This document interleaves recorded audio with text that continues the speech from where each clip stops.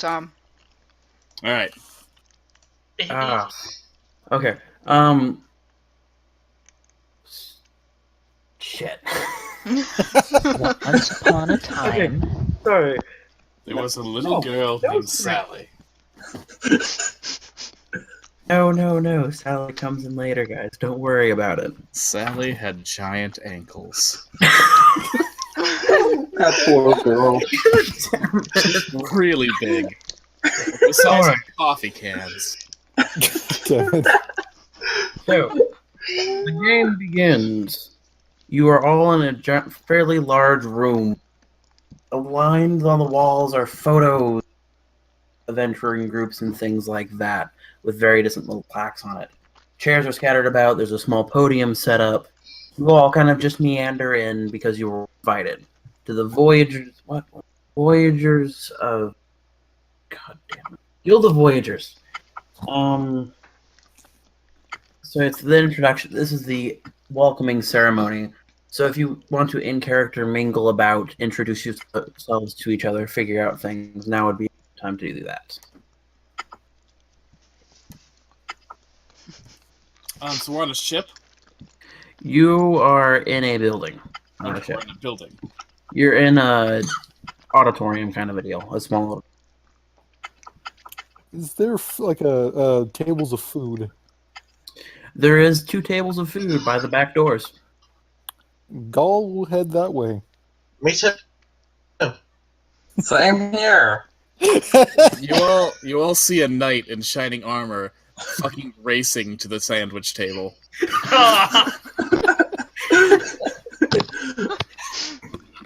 What kind of sandwiches are they? Let's see. There's the usual fanfare that most humanoids like. Somehow, one of the chefs in the back got his hands on gar, so there's like gar fish sandwiches for the swamp folk.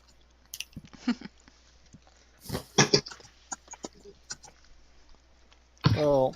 Once my character enters and sees the table of food, she goes directly for the cheese. Out of my way, official cavalier business! Hey, don't eat all the food. Leave some for us.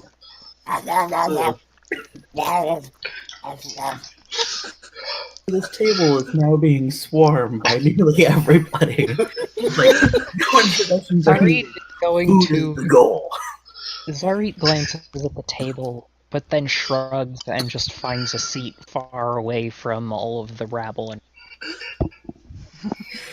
Okay. All right, that's understandable given the fact that people ranging from like a kobold who's like a 2-foot tall dragon man to a 7-foot tall gator folk just tearing this thing apart.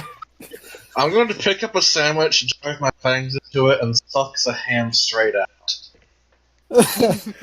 Roll. Roll for that. Okay, what do I roll?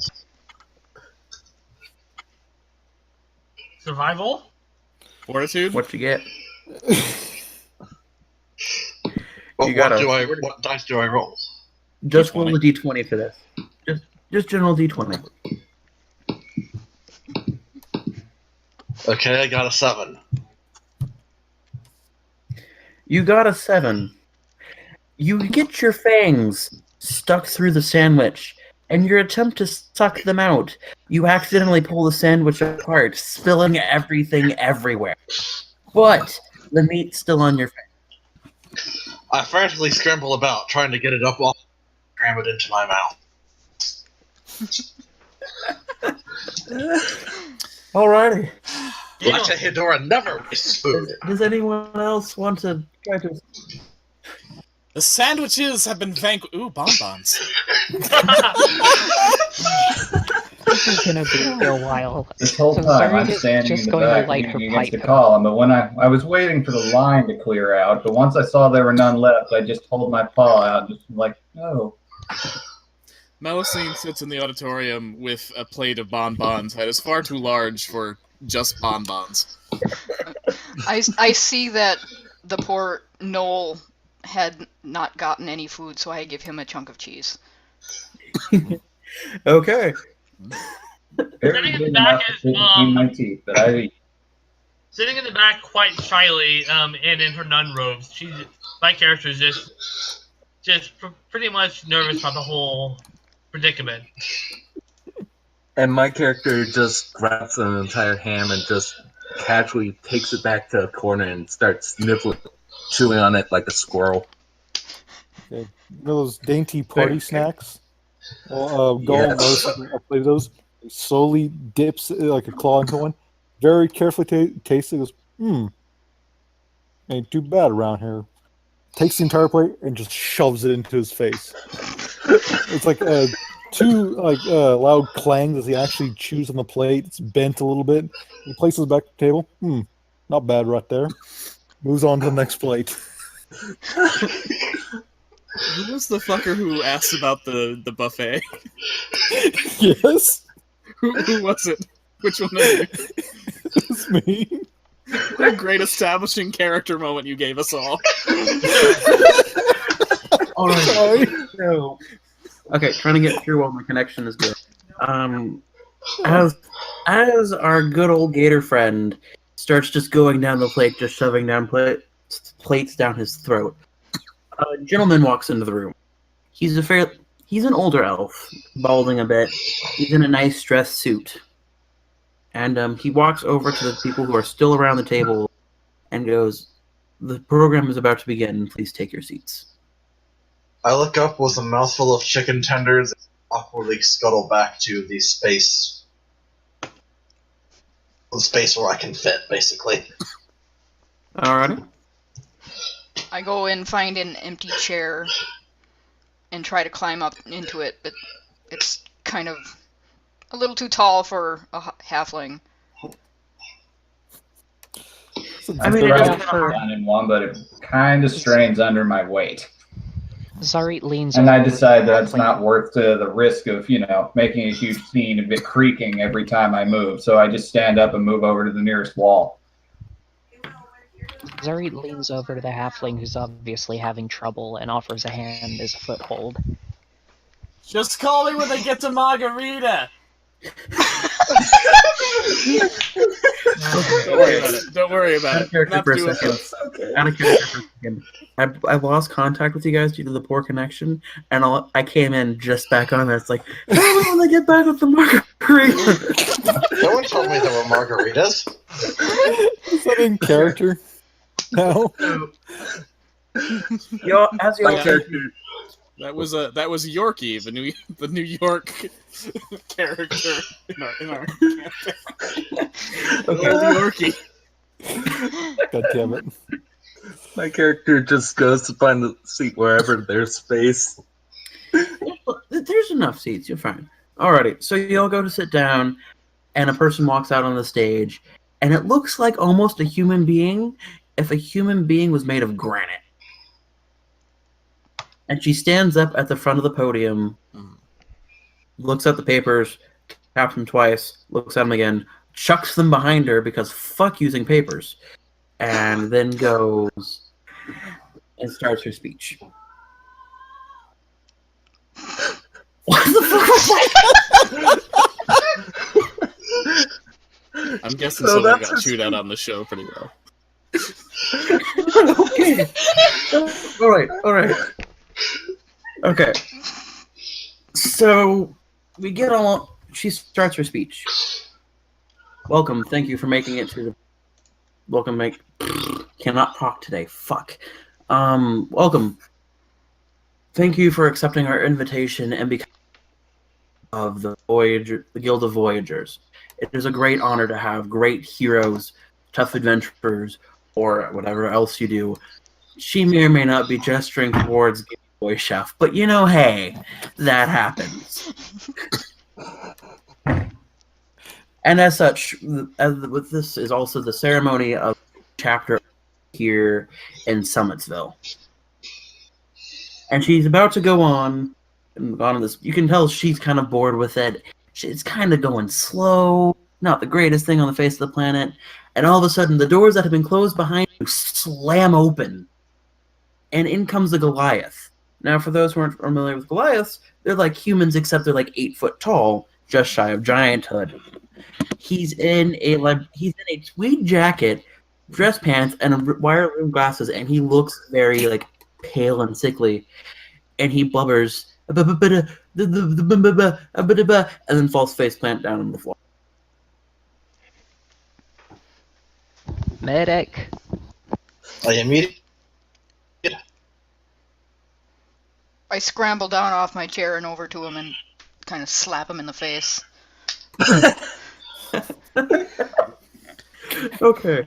Melusine eats a bonbon and says to one of the people next to her, "Is this part of the presentation?"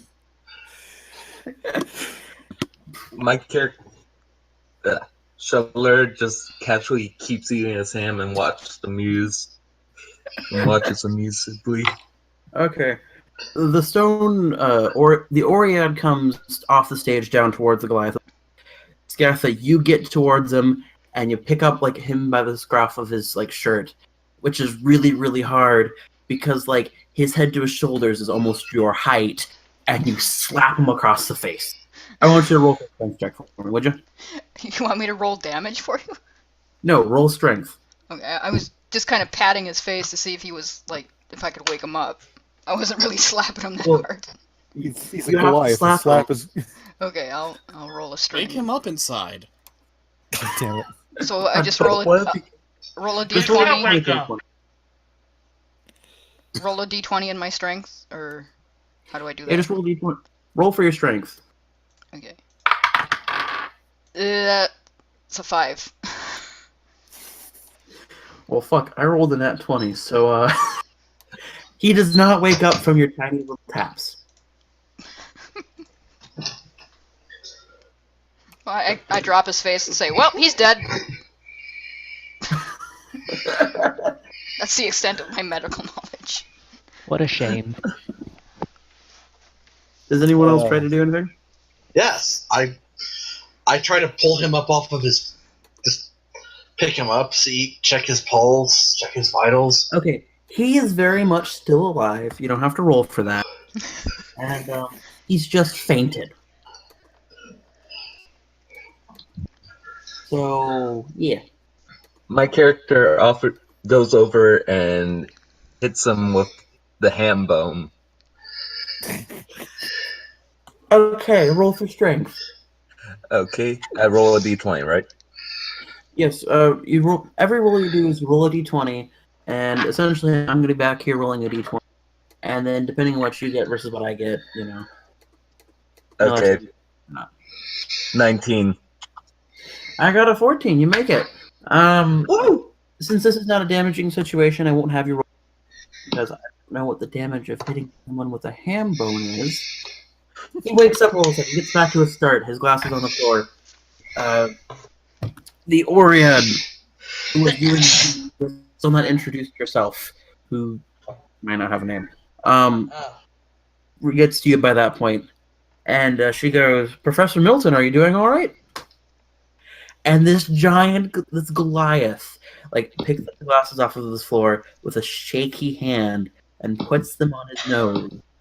And he's a Goliath, so he's completely bald. He's got, like, tattoos running down his head. He looks like somebody who should be knocking shit and taking hits. And he's, like, got a shaky hand as he puts on his glasses. And he's like, the museum. It's alive. Eh? Motherfucker! And then he faints again. What am I talking about?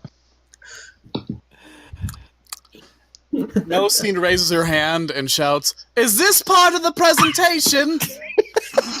The Oread turns around. No. Oh. So the Oread stands up from being like crouched next to him on the other side. I'm still learning names. Ferris. And she goes, "All right. This was not part of the plan, but fuck it. This is how we do things. I am fuck. Fuck it, Orisa. I am Orisa. I'm gonna be the person who stays here all the time and manages things. My adventuring days are over. And this is Professor Milton, and despite his large size, he is very much, in fact, a wuss. He runs the Natural History Museum just down the road, though, and I'm worried because he wasn't the only one there. Go take care of it for me, would you? Well, alrighty. I take my ukulele in hand and start running down the street like a madman. I follow after the running halfling. I scuttle ahead. Melusine hastily scoops the rest of her bonbons into a bag before jogging out after the others. Sarit empties out the pipe she had been smoking and draws her rapier, and with a shrug she says death or glory and charges after them. I have no idea what's going on still. I just kind of casually shrug and follow the crowd. I was not My expecting character our follows- first assignments. I was not expecting our first assignment so soon. And then I stop running and run back real quick and say, "Where the hell is the museum?" Okay, so Orisa goes to the spider's house. I didn't expect her assignment so soon. She turns to our Spider-Man, whose name I don't remember. Fuck. Lady. I am Bruno Riveria. Riveria. Okay. She turns to Riveria and goes, "Neither was I." And then, when our good old halfling bard pops in, she goes, "Down the street, three blocks down, take a left." Alrighty. I run back again. Let's kill a museum! To the museum. All right. So you are in. Okay. Thank you. I'm still learning names. I'm bad with names normally. That's So, alright. you Lord. Okay. So Arana and everyone else runs, just dead sprint is like running because when the halfling runs, I guess everybody runs. It's more like a light jog. We're like, okay, Chuck. You go through the streets of Summitsville, which is it's a town per se. It's not like a great big town. So you're passing like closed up shops because it's like 5-6 o'clock. People are have closed up for the night already, and it's starting to be a little dark. And you get to it as you get closer to the museum. The sun's setting, and just as you get to the front, the sun hits just behind it. So the entire museum is like lights flick on barely, and it's covered in a strange fog. If you're thinking like for a front, think American Museum of Natural History kind of a looking place. Not as big, but that kind of a front. Well, everyone, hold on. Holding on. I skip a big Big dot. entrance. The museum has bad breath. We should prepare accordingly. I sniff the air to confirm this. How big is the entrance? The entrance, like the doors are standard double-sized doors. The building is 250 feet, let's say. Is there a window? There are some small, thin windows, yes. How small? 2 feet wide. Excellent. That's Melusine neat. is going to crash through a window. Alright, you're gonna need to roll a climb check. Because I'm assuming you're not going to, like, go up the stairs and then jump through a window. You're just gonna probably, like, dead sprint, right? Yeah. Okay, roll me a climb check so you can get over the fence. And then you have to roll me, like, a Constitution so you don't die on impact. Okay, 18 for the climb check. I got a 6, so you climb over that fence like it's nothing. Okay, and Constitution, you say? And you dead sprint for the 2 foot wide by like 8 foot tall. It's not even like big of a window. Like designed to let in light, but not to have people jump through it. Okay, and 16 for the Constitution check. I got a 9. I'm rolling so low. All right, you smash through the window gallantly and land in the dark, empty floor of the main entranceway. This way, chums! I go after the woman who just jumped in through the window. Do you also climb the fence and jump through the window, or doors? Yeah, might as well go the way she went. Okay. Roll me a climb. Roll me a constitution. Okay, I got 17 for the climb and a 10 for the constitution. Let's see. 18 for the climb. Okay. 10 for the constitution. Okay. You climb over the fence pretty well, and then you like dance or jump through the window after her. I don't even know how that works. You're a spider person, but you're more graceful than a ballerina. I am the spider. He is the kobold. I know. I'm that one. When the kobold enters, Melusine sees him, grabs his hand and shakes him and says, "Jolly good work, sir. Sir. There." Thank you, Mom. Can you stop shaking me now? Most people just use the door when I do that. Where's the fun in that? Then I'd have to walk through, and that takes time. Anyways, you notice that one of your party members is missing, and then suddenly you hear like something four-legged coming in the distance, and suddenly you see a miniature four-legged Spinosaurus run up and barrel through the door. Well, that's one way to make an entrance. See me missing. Yeah, you know what? The door's already unlocked. The Goliath's coming through them. A dinosaur in a museum?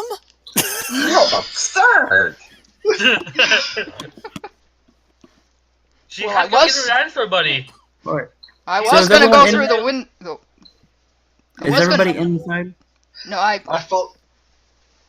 Go. Who's going to go through the window? That's all I need to know. I was gonna go through the window, but I guess if the doors are unlocked, I might as well use those. I have to use the doors because my butt's too big for anything else. Yes, the doors are open. I mean, I could also, the Spinosaurus broke through them, and we could also open them from this side if they were closed, so. I mean... Well, that's the only reason I could think of that somebody would go through the window. Yeah, well, Gull's going through the doors as well, since he can't climb. Admittedly, if anyone had actually checked the doors, they would have found them to be unlocked. So... Yes, but Melusine went in first. I'm going to defend myself and say, Melusine didn't go through the window because she thought that was the only way to get in. She went through the window because that's dramatic. Well, I know, but Fair enough. My bard does not know that. She just thought that you knew the doors would be locked and was like, fuck it, I'm going through the window. Fair enough. Alright, so everyone roll me a perception check. Okay. Natural 1.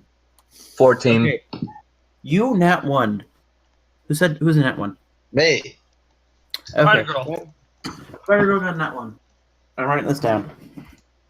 Okay. I'm gonna say I do have Okay, yes. so... What was it? 16. 10... Let us use the dice rolls room, since it is made special for that. yeah. How dare you? Cool. So who hasn't put theirs in yet? I haven't yet. Oh shit, not 20. Okay, who nat 20'd? That would be me. Or Gull. Okay. He was a gator boy, said see you later, boy. Don't. I hate that song. Alrighty. So am I waiting on anyone else for a perception roll yet? Oh, someone actually put in the dice rolls. I forgot I made that channel.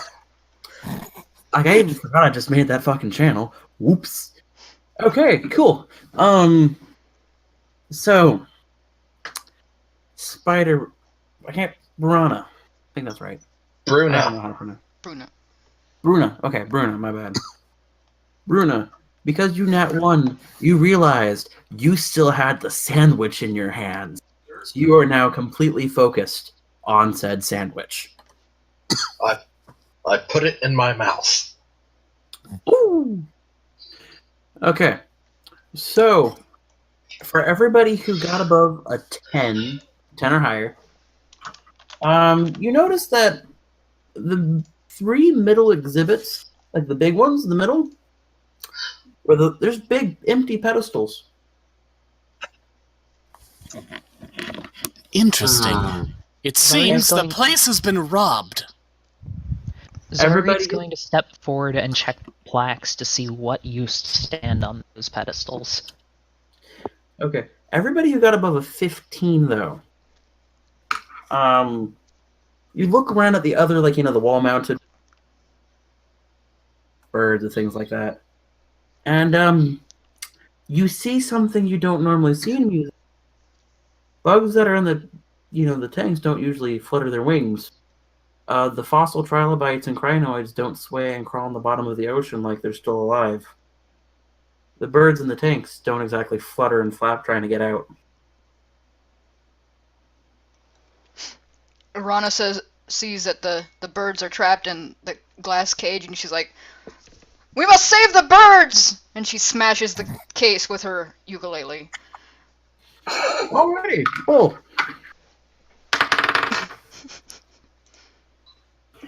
Roll, just roll. I want to see what you do. Okay, I rolled an 18. I rolled a 1. You shatter them perfectly, and the birds who have, on a closer inspection, more obvious stitch marks in them and whatnot, suddenly burst out, screeching their heads off, and out through the shattered window and the open doors. That ain't right. Zari's going to examine one of the specimens that's still behind glass and see if she can identify any magic influence. Does you have detect magic? I do not. I am just a layman. Meanwhile, Ruki does just that and casts detect magic. Okay. So roll for both of those. Roll for both the what? Both of you roll for them. Rye will have a disadvantage because he's not trained in it, but I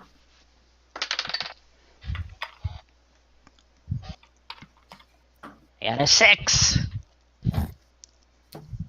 yeah, you don't know. And how about you, Sir Kay? Whoops, I was meaning the green cap this to... Yep. Nat 20. You nat 20? Yes, you can tell they're magically being brought back to life. You notice that the insects and stuff are taxidermic-based creatures that would be considered more construct than living, but act as if they're alive. That the fossils themselves can't really leave their rocks, per se. Do you share this information with your group? She does, but she's still uncomfortable and a bit shy, so... Well, I would be uncomfortable too if every dead thing in the museum suddenly came back to life. So we're dealing with a definite necrotic influence. We need to be careful. Does anyone have any protection against magic of any sort? No. But I do have a deep, unabiding hatred of necrophiles. Doesn't everybody? I could introduce Stop. Alright. I suggest we let the shiny snake lady take point, because I'm going to be afraid of being between her and whatever it is she decides needs to be smote. You might want to let me go a little bit behind. Marvelous idea, both of you. Alright. I too will Everyone. check the front line. Everyone, perception check. Right now. Okay. Up Shimano. And post it in dice roll so I can read them.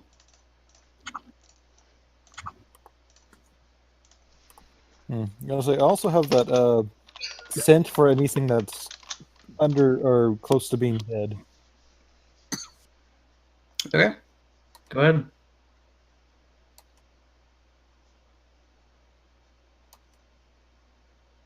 I'll tumble for ya.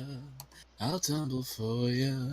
I'll Damn. tumble for ya. I'll tumble for you. We've had All 3 right. nat 20s in like the first start. I told you we were gonna have luck because of my lemon fruit snacks. All right. So from the main hall that's smack dab, like you guys are a bit off to the left, looking from where the window where the snake lady decided to smash in. You're all looking over there. From the main entrance halls, you hear a clacking coming towards you. And Look sharp, everyone. It could be a duck. God damn it. I have heard And of at that first- creature. and at first, you think she's onto something as you see a small bird-like head that's a complete skull poke its head around. As the rest of it lumbers out, however, you realize you aren't dealing with, a bird, per se. That's a duck. It's a very dead and strange duck. The worst kind! So, how can we fight a duck like that? Alright, it lumbers out into the big hall. The skeletal Stegosaurus looks at you. I wave. Same. Uh-huh. Can I I roll saw- diplomacy? I step forth and raise my hands in a crap pose. Okay. Before the roll for diplomacy, the Stegosaurus looks at the strange one posing with the hands, unsure of what it means. If you want to try and roll diplomacy, you can. I do too. If you have animal handling, it would be better. Ooh, fuck yeah. Hey, does it count as a scaly creature?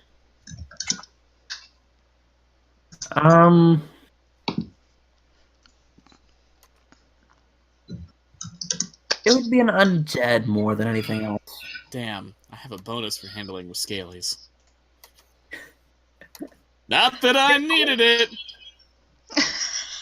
2 nat 20. No, but I got really high. Oh. Oh shit. Alright, so both the Shining Knight and the Spider Luchador approach the skeleton Stegosaurus peacefully. And in truth, the Stegosaurus is just kind of nice, happy to have some attention. Like, he's pretty friendly. I'm going to pet Also, it. since my domain is Saurian dinosaurs, do I get a bonus to that because of my domain? No, it's undead. But it's still a dinosaur. No, it's undead. The type changes when it dies. It was a dinosaur, now it's undead. Darn. So no, it wouldn't really change all that much. But that does present an interesting situation. How does your Spinosaurus react to a large prey animal, even if it's a skeleton? It's not a fish, so you don't care. Yeah, Spinosaurus was a Pisceval. Well, yes, but that doesn't mean a Stegosaurus cared. Mine's pretty small, so he don't really. The Stegosaurus doesn't give a shit. Woo! Stegosaurus doesn't give a fuck! But yes, so the Stegosaurus of the 3 main exhibits is very much living despite having no flesh. What do you do? Well, first I'm going to pet it. Then I'm going to muse aloud. If someone is animating them on purpose, why is it not? Why are they still here? Why isn't it? If it needs, whoever needs large animated undead prehistoric monsters, why just leave them here? Meanwhile, Well, it Melusine seems that- cradles the Stegosaur's head and says, "Noble beast, tell us who stole the other exhibits." The fact of the matter is that pretty much everything that was dead in here is now alive, so I doubt it was a specified thing. For all we know, this could just be a distraction for something else going on. We should This is probably a- check into the museum. So, does that mean that the other dinosaurs are wandering around somewhere? Possible, yes. So I'm not as nice as I our only painted have 2 friend minutes here. for free. Okay, let's keep going on this. Alrighty. So, who's in the... Who's... You know what now? Irana. Yep. Roll. Perception. Okay. We must find Ben Stiller. Is Now- that who did it, boy? Is that who stole the exhibits? Stegus. 15.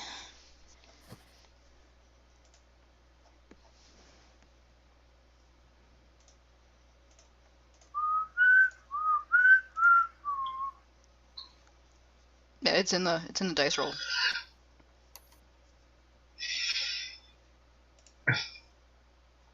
I think we lost the GM. Okay. Ben Stiller! While the GM's lost, I'm gonna go quick feed the lizard. Yeah, I'm going to take a quick bathroom break. BRB. I want to grab some Impromptu ravioli. day. Impromptu. What?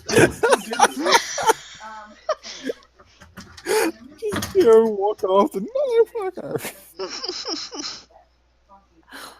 By the way, Scott, that's exactly what you sound like when you Is died. it working? 1, 2, 3. 1, 2, 3. Testing. 1, 2, 3. Oh. Yeah, Hello but back. Shady and TT went to go take a TT Hello break. again. Personal breaks. They shouldn't be long. Okay.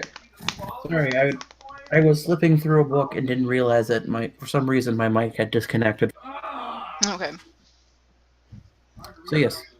I have no idea what's going on. It just sounds hilarious. Well, I guess margaritas don't deserve this. That's what I heard too. Like, no, I heard everything, but just my mic disconnected I from my returned. laptop. Oh. Alrighty. So, is everyone back yet? Nope, thank you. Shady just went to go take a bathroom break, and TT is yelling at fashion models. So Okay. Margarita. I'm gonna pop after a bathroom break as well. So, game's on pause. Okay. Radio. But keep that 15 in mind, Scaffa. ready. Things are going to get nuts. Why do I always play shy characters? Because you're shy.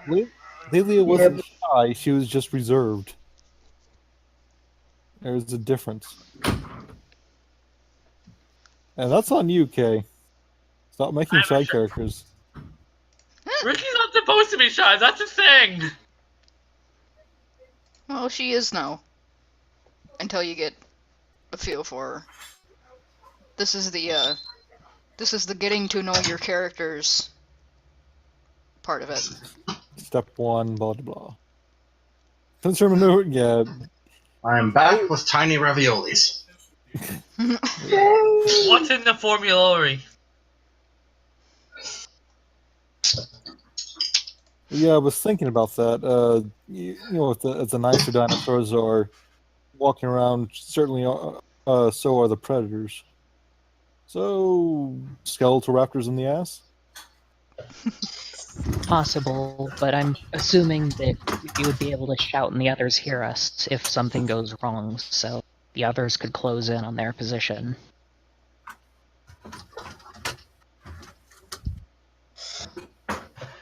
Thankfully, if it's undead, I get a bonus. That's Alice Like, in this sort of situation, everything seems intentionally chaotic, at least in my mind.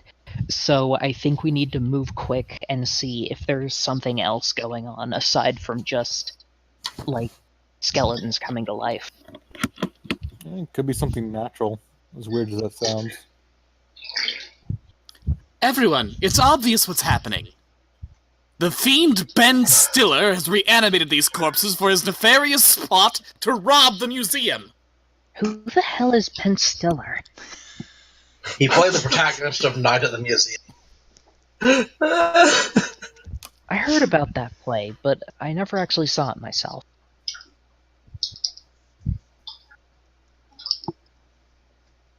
Shit, we doing this in character or what? I've done I think everything so. in character. Dear it's just God, hard the to tell. kittens have been released. trying to tell how far the joke goes, is all. Irana makes a so-so gesture with her hand and says, it wasn't that much fun to play. So long as we can get out of this alive. I got nothing. I thought I was trying to be wise. Alright. I need a volunteer to stay at the front, and then we need people to split up into 2 groups so that we can do the pincer thing and make sure that nothing escapes. Which is the most dangerous position to be in? Front? I shall take that spot! Actually, I was already expect Bruna and Snake Lady to take the front because they're the ones who successfully interacted with the dinosaur skeletons. I figure that I tried those to, are but probably the alas. Let me That take is a the... fair choice. And I accept this risky and foolhardy position with honor and integrity. Whatever floats your boat. I think I'll be Also best join her, for I wish to pet more skeletal ancient beasts. Come, Spider Wrestler! I would advise you both go in a different direction so that we can cover the whole museum quicker. Very well. I shall cover the ceiling. Okay, everyone. Is And I everyone shall back cover now? the ground. We're We shall all be back. protected above and below. So, good old Irana, what's your AC? My AC is 19. Okay. Let me roll for that real quick. Sneak attack, eh? I don't remember, but in some specs I think Velociraptors, or Raptors in general, actually do have sneak attack. Rogue And sneak that's attack. when the attack comes, not from the front, but from the sides. And the other two Leather Raptors girls. didn't even know were there. Hey, Irana, how Yes. much health do you have? I have 33. Okay, cool. I don't feel bad for doing this. Okay. Oh no. Because everyone was fascinated by the gigantic skeleton Stegosaurus, As we should be. missed the sneak attack from the dire taxidermic tiger that is now attacking you. Oh, Oh shit. I don't want to alarm anybody, but there's a fucking cat eating me. So you now have That's ironic. 14 damage. I think it's just regular. That's just regular damage. So it's just 18 damage taken from its surprise attack. And now you 18? have a snarling, stitched together saber-toothed tiger on you. Did you say 18 or 13? I didn't hear you quite. 18. 18, okay. okay. Are we Do we rolling roll initiative? initiative? Okay. It's a roll for initiative time. Yes. Alright. I have to roll I 2. got a 5. Do I Oh, roll wait. since I'm pinned by a giant tiger, or... Oh my... Well, yeah, you gotta get in turn order. Okay, I'll roll. Not. Rana, you'll go after whoever frees you. Okay. Fuck a duck. Oh, wait. I forgot to factor in the +4. Whoops. Okay, that doesn't mean you're not going first. Okay, so Sorry. Kali, Sorry. what's Irana's 50. initiativeness? It's like a type of sausage. My initiative is 5. Okay, so you'll go before. Okay, so Rookie, it is your turn. You go first. Also, do animal companions roll their own separate initiative, or do they attack the same turn as I do? No, it's It's the the same turn as you do. Alrighty, so I get... First of all, she is going to cast... Wait, can't you do Consecrate this level? Yes, she can. First, she's going to cast Consecrate, which weakens undead, and everybody gains a +3... No, wait. Does that affect the Stegosaurus? Is it aimed? Is it an area effect spell or a direct attack spell? It's not an attack spell, it just weakens It's an area them. spell. It basically it covers an entire section of ground. In that case, yes, it weakens the Stegosaurus as well. No, Sergeant Trundle! It weakens, it doesn't attack. It just makes him feel... Okay. Melusine It weakens them. cups, That affects my dice roll. So cups the Stegosaurus's head. Who did this to you? And she's gonna attack with a channeled smite hit. okay, roll. Alright, I'm gonna look up the rules for channeled smite.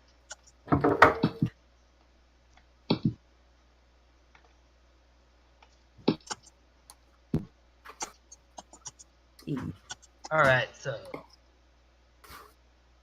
you have to make a will save if I hit. Okay. Let's see if you hit first. Alright, so my hitting for 9, so 9 plus. Does 20 hit? Not nat 20, just a regular 20. Does a regular 20 hit? You know what? Because you weakened it, yes, it hits. Alrighty. Does Channel Smite for the will save, does that affect Construct? It just says it has to make a will save because I'm channeling my channel energy into it. Okay.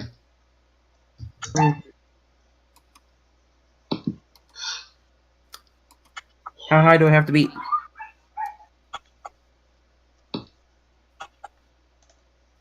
A good question. You know Hold what? on. Do I have to beat your roll, or do you have to roll Yeah, again? you have to Oh, beat, it's my beat the my spell card- DC. My 13. You have to be an 18. Beat 18? Yeah. It does not beat it. How much damage is she taking? It's a, plus it's basically my channel energy since it's undead. So I'm channeling positive energy, which is a 2d6, I think. So a 2d6 plus my 1d8. Hold on.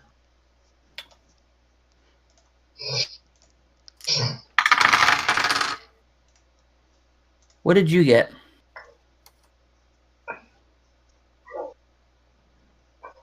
I'm typing it. Okay. Yeah. I'm doing my math. Because I have a bitch and Naganata.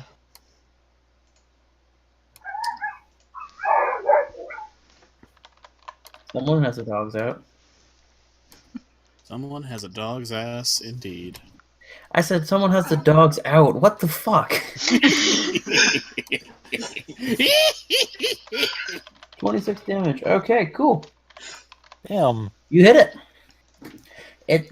You knock it off of our good friend Arana, and it gets back up and it snarls. And now my Spinosaurus attack. Okay.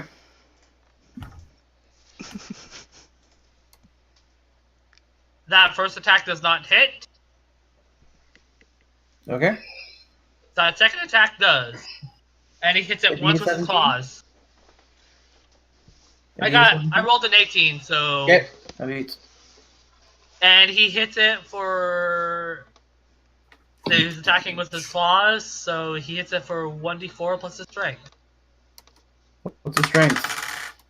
4. Alright, takes another 8 damage. Yep. Because he rolled max on his... Alrighty. So let's see. Going back to the initiative. Okay, we have 20 and natural. Alright. Rolling Spider, it is your turn. I attempt a flurry of blows maneuver and attempt to just jab the thing with 3 of my legs. Okay, roll.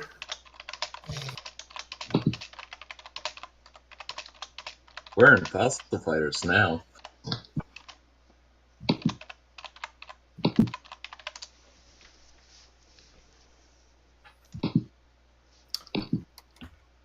Thanks, Catherine.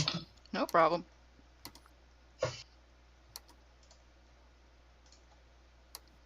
So, 20, 11, 9. The first one hits. How much does one hit do? 1d8 plus my strength. 1d8 plus your strength? Yes. Okay. What's your strength? 17, so that's a total of 6. 6 damage. Okay. It receives a fury of blows. Growls. Okay, so who got? Okay, so we got 20, a natural 1. All right. My turn. The Stegosaurus is going to go first because I don't remember the name that TT gave it. Captain Trundle. Captain Trundle. Captain Trundle sees the invading predator and reacts as if he was a normal and charges. Okay, 15. I don't know why I'm rolling against myself. I can.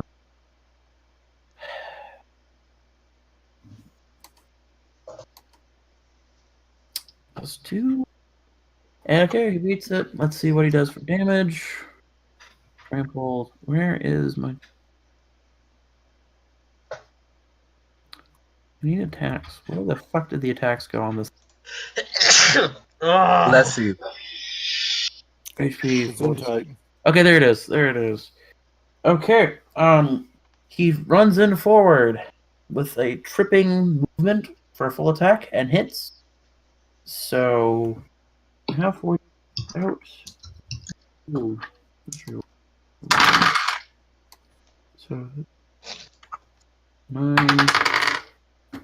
6 is 15. 13. All right. So, good old Stegosaurus Bro takes out some health, a good chunk, and the dire saber-toothed cat gets tripped by a bony spiked tail. Huzzah for Captain Trundle! Alrighty. And then then our good Smilodon, who's now mad at everybody because everybody's attacking it now, goes out and reaches good friend. And let's go Ferris, due to ancient primal instincts of cave hyenas. Yeah, he's fine. No. Ferris, what's your AC? My AC is, let's see. It should be pretty high. I can think so.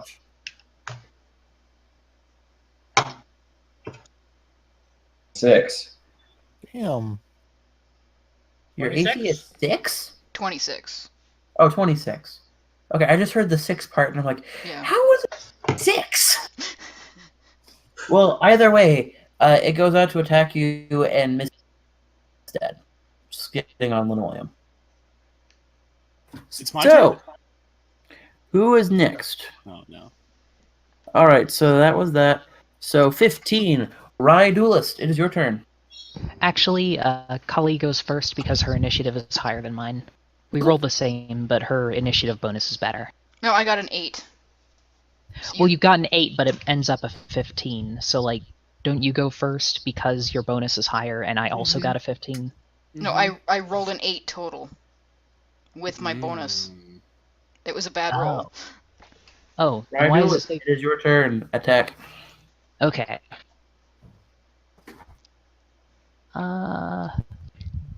Alright, so I am going to grab my rapier and I'm going to charge for the lion.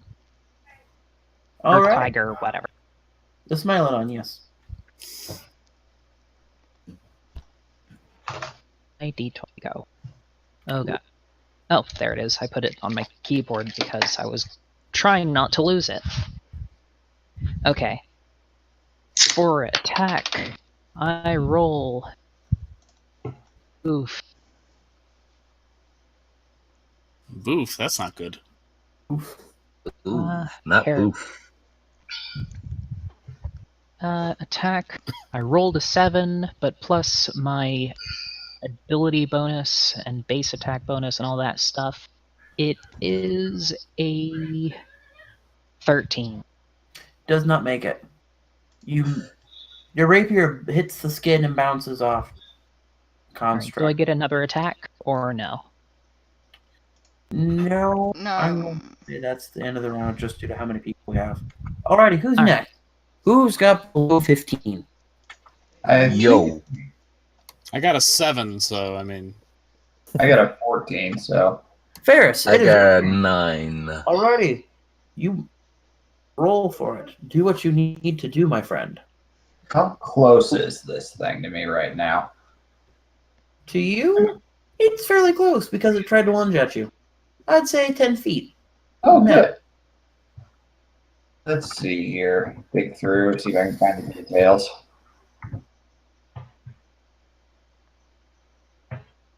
Okay. Okay, I'm going to pull out my longbow. Cool. And let's see. I have a feat called point blank shot. Good one. So I'm going to try and put this thing out of its undead misery. Good luck.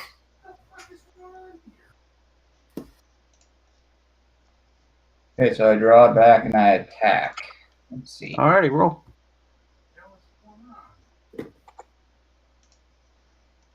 I got a 14. Let's see. It does not hit. Well, it misses then. Yep, shot misses. Alrighty, so let's see. Initiative 5th after the 14. I have 2 7. No, wait, I have Chalur. I can't believe I forgot Chalur. Sorry about that. Chalur, it's your turn. You're fine. Okay, how far away am I from it? I would say you're probably one of the farther ones away from it. Since this is a Okay. fairly big hall, let's say 35 feet. Can I run up to attack it? Because I don't have that much in the way of range right now. You got magic. Yeah, but currently it's like 15 feet at my max You can range. You can move into range. That's a perfect fine option. Okay, I move into range and cast Burning Hands. Okay. Roll.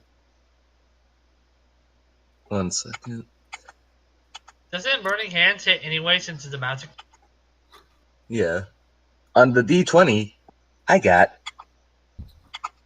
da.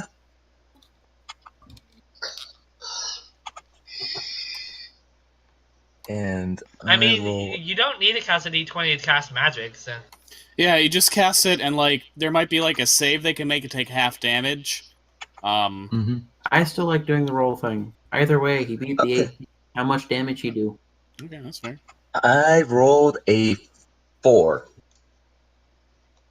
You rolled a 4 for damage? Okay. Yeah, and that was a 1d4 for it. Nice. And do I need to factor in something?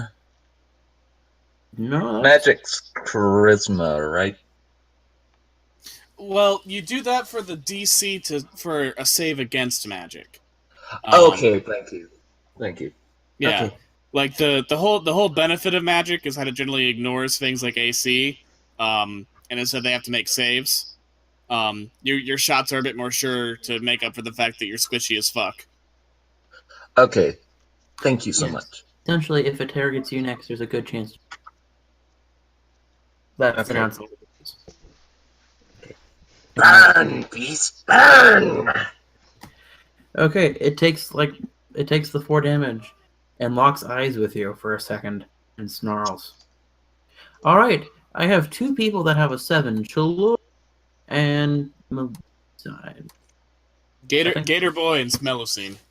Gator Boy and It's Melusine. it's a nat 1. It's a nat 1. I am the last. Oh, then Okay, who's you're not the other one in 7? that case. Melusine, it's your turn. Yes. Well, I'm not gonna let Sergeant Trundle fight on his own, so I charge into combat. How's this tiger looking? About half health. All right, I shout, "Insolent cur! Get away from Sergeant Trundle!" and officially issue a challenge to the tiger. Which means the tiger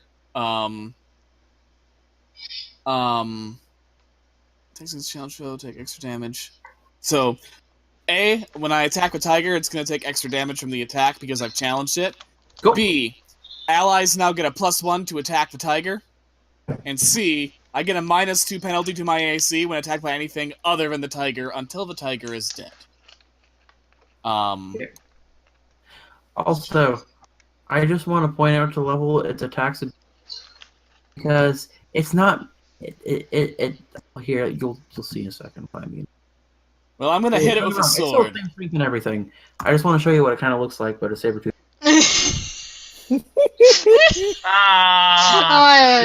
Fond memories. Oh boy. You it's again. terrifying, but it's terrifying. my old and- nemesis. God, what is that? Okay. We also be facing direwolves. And if so, Does unmodified the 17 total hit the Tiger? Does a modified 17 hit the Tiger? Yes. Attackers in Yeah. Pathfinder win. So, Yay! roll for damage, my friend. Excellent. I got 15 points of damage. Nice. You hit it. That's what you get for attacking Sergeant Trundle. It swipes a paw at you, but not like an attack, just kind of like brah. And why do we have this as an emoji? Why is it made for an emoji? Why? It happened in the other Pathfinder game too. There was a significant plot point. I mean, the taxidermy didn't come to life, it was just bad taxidermy. We sat here for half an hour giggling at bad taxidermy. And then later a werewolf made that exact face when it realized what was happening to its friends. Arana, due Yes. to my lack of noticing again, it is your turn. Alrighty. I skitter back from the tiger, and I turn to look at it, and I shake my finger, and I cast Shadow Trap at it. Okay, what kind of a save would he have to make? He would have to make a will save, and it would have to beat a 14. Cool. He doesn't. Okay, so now he is stuck to his position, and he can attempt another saving throw at the next round as a full round action. Okay. So he is penned. So our Nat Oneer, it is your turn, Gator Boy. Gull will move up within range, essentially flanking our resident snake lady to try and, help shield the smaller people. Take out his big-ass shield and then whip around his axe to plant it firmly in its skull. All right, roll for that. Yeah, let me just do the thing. 5, okay. Yeah. I did not realize tigers had terrible will saves. God damn. I can't roll to save my life. What'd you get? That's a 10. Oh my god.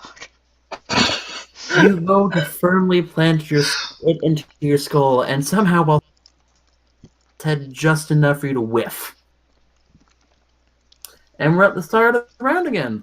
So, Sir K, it is Lucy your is turn. going to channel energy and heal the whole party. Away from Sergeant Trundle, so he doesn't get hit with it, because that would hurt him. Okay. Just enough to heal Arana, basically. Alrighty, how many points was that heal? Since we're doing max heals, that'll be 12. Alright, Arana, you're now only 4 points down of health. Alright. Which is good because it only gets harder from here. And my Spider Sword, and while I spent it around doing that, my Spider Sword is going to attack with a bite. Okay. Well, he 20'd. Yeah, due to him being trapped, he has a flat-footed 5th. We're gonna go touch. So, yeah, he hits. Roll for damage, my No, I friend. mean, he hit a 920, so I have to confirm that crit. Yep. And since he's at a 15, and I just rolled a 16, so that confirms. Okay. So 1d8 times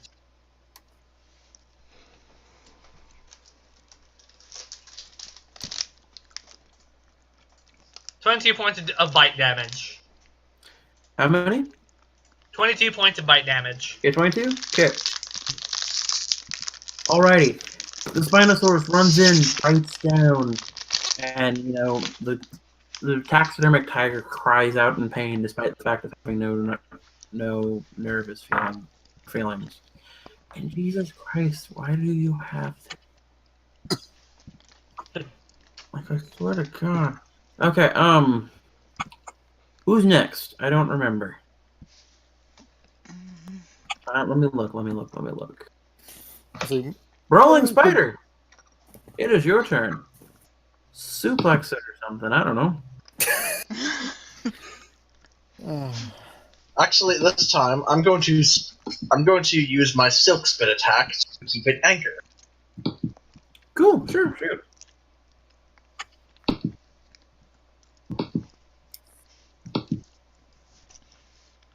And that is a what?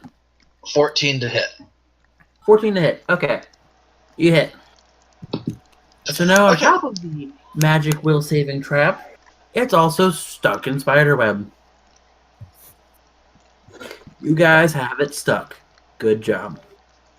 Alrighty, so after that, it is their turns, right? So, good old Sergeant Stegosaurus. It's going to take me forever to remember this name. Sergeant Trundle. Back. it 1 was an second. Admiral. Sergeant Trundle, Sergeant Trundle. Sergeant Little Trundle, okay. Okay, so when it gets a go, +7. Sergeant Trundle gets another hit in. Damn. Fuck yeah. Woo! Stegosaurus goes in for a plain tail smack this time. No need to trip it because it's down. You don't need to do that. So he takes the Smilodon takes another 17 damage. Alrighty. Somehow the Stegosaurus is being pretty productive. Okay. What else? Question. Next. Does Sergeant Trundle also benefit from lunch bonus?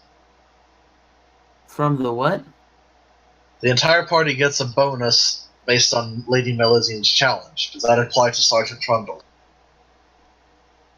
Do you know what? Fine. It does. I consider him an ally. Alright.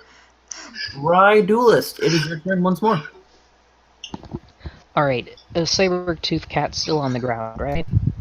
It is in a shadow trap and spider web, so I would say yes, it's down. Okay, I'm going to attack once again with my rapier and see if I can't get that juicy sneak attack damage.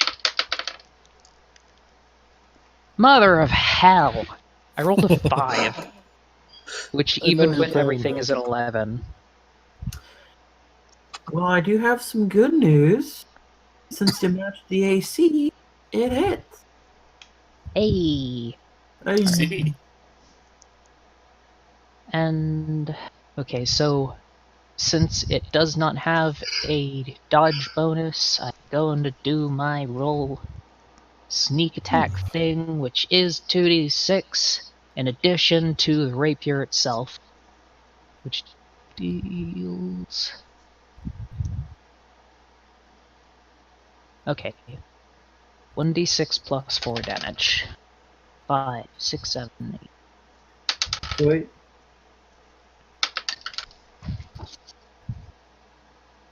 15 damage. Nice. Alrighty, it's down to 84 damage. It's thrashing about. I forgot to do its turn, but you know what? Fuck it. I don't have time for this. Ferris, your turn. Okay, let's see. Wait. Yeah, you're good, Ferris. Your brain farted.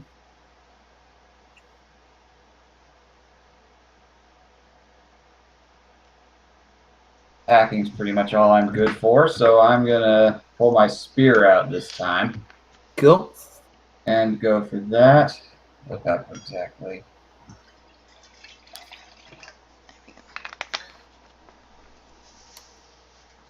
Okay.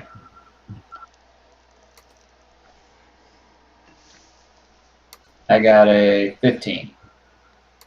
15 it hits. Roll for damage. All right, let's see. Its base AC is down to 11 right now, so.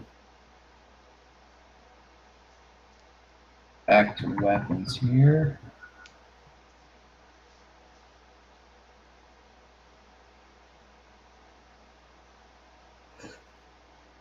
Two D4. Okay.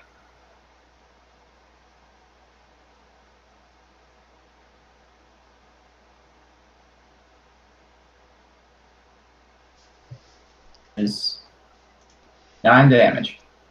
9 damage? Nice. Alrighty. Let's see. So Ferris is 14. So Chalor, it is your turn. Okay, so in order to conserve my level 1s, I'm just going to hit it with my Morning Star. Smart move. And that is a D6, and I rolled a 5. Like a 5 total, or? Do I need to roll a D20? Yeah, you need to roll Yeah. a d20. Okay, sorry about that. I I was rolled a 13. Sorry. Oh, good. I rolled a 13. You hit. All right. So it takes 10 damage. Nice. The Morning Star. Alrighty, Scatha, it's your turn. Okay.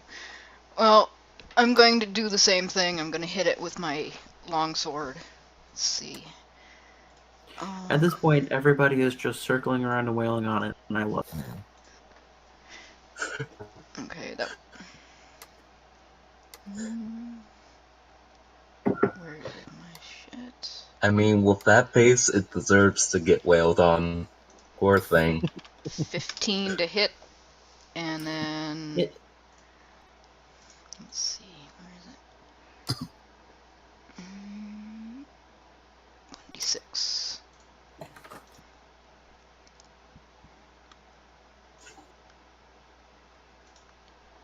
Plus.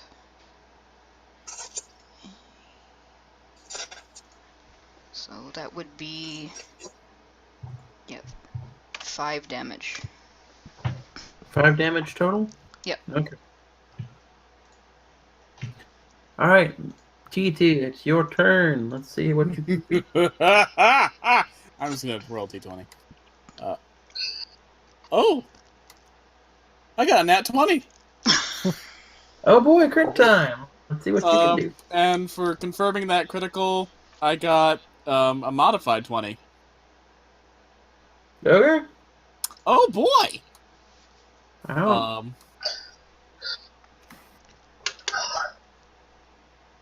Uh,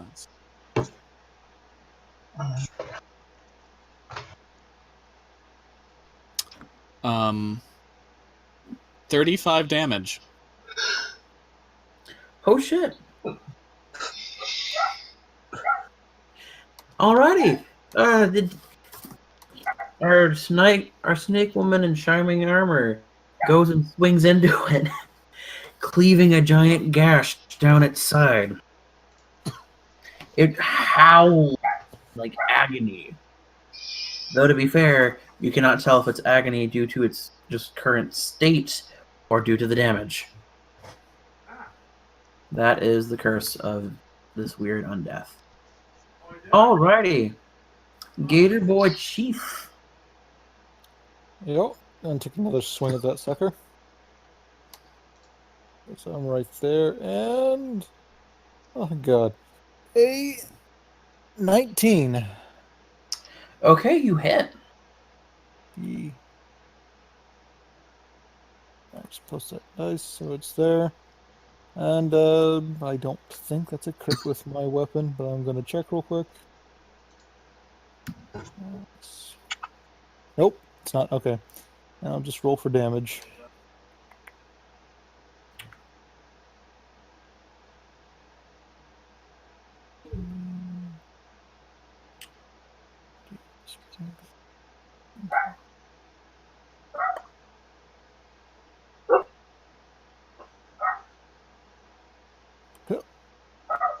Damn. How much? 5, because I rolled a 1. Oof. Alrighty. You swing and hit it with your axe. It doesn't stop screaming in pain. At this point, it's just screaming in pain. Alright, top of the round. Aw. Top of the round, Sir K. Put it out of its misery, please. Okay, I have a spell called Decomposed Corpse. Could we kill it before we decompose it, please? Should you really do that to the museum's property?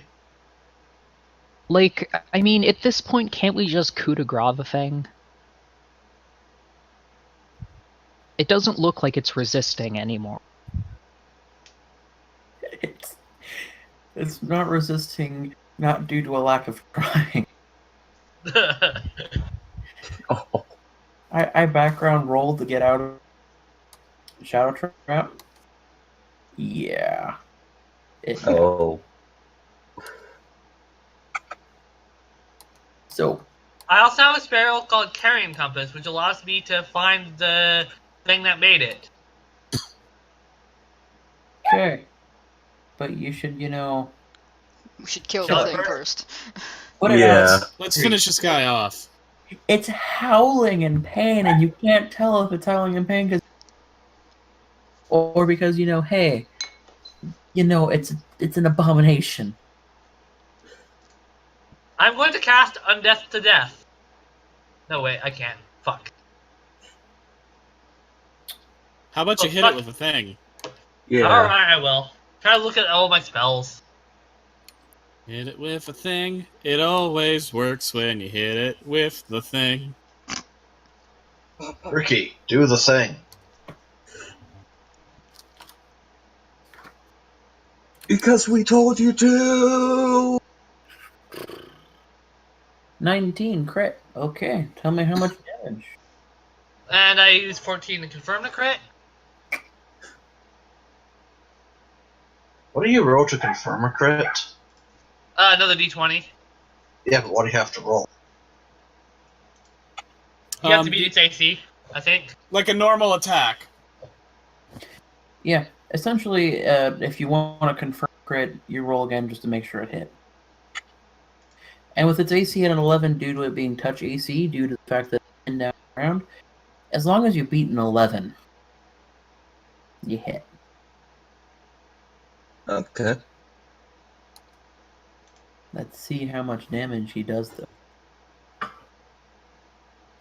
Oh, fuck! I forgot my crit range is 4 times instead of fucking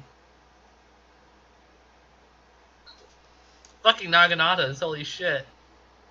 Apparently. Because their crit, well, if they get a crit, it rolls 4 times damage instead of 2 times damage.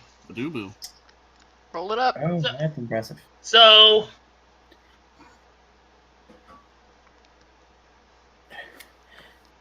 How much was that number?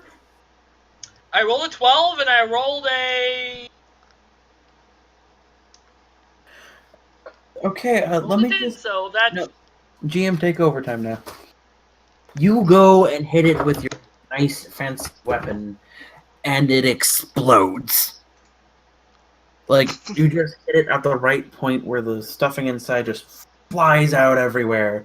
The head rolls off, now very much dead. Yeah. Oh, is that candy? Oh no, it's a moth. Fucking Naganatas. Alright, so you guys beat it. So what do you guys do now? I suggest we continue to search the museum because we haven't Melos- figured out why. Ricky is going to cast Carrying Compass on Sir Trundles. Melocene picks up the head of the lion and says, "Tell us where Ben Stiller is." The head does not reply, for it is dead. Which he The chucks it at carrying the compass. The carrying compass wavers and wobbles, is like wibbling and wobbling because it's picking up an undead per se, but it's not normal. But it points deeper into the museum. Does anyone investigate the body of or what's left of the body besides the head. I will. Yes, Rookie is I because the will. carrying compass uses the undead's parts as the compass. Oh. Cool. So, Chiller, you're investigating it, right? Yes. You find a small set of papers that was for some odd reason inside the belly of the lion. And due to the lion biting into him and tearing into him, they're not the best in shape. Do you read them? Sure. Okay. You look at them. What languages do you have? I have 1 second. Common and Draconic.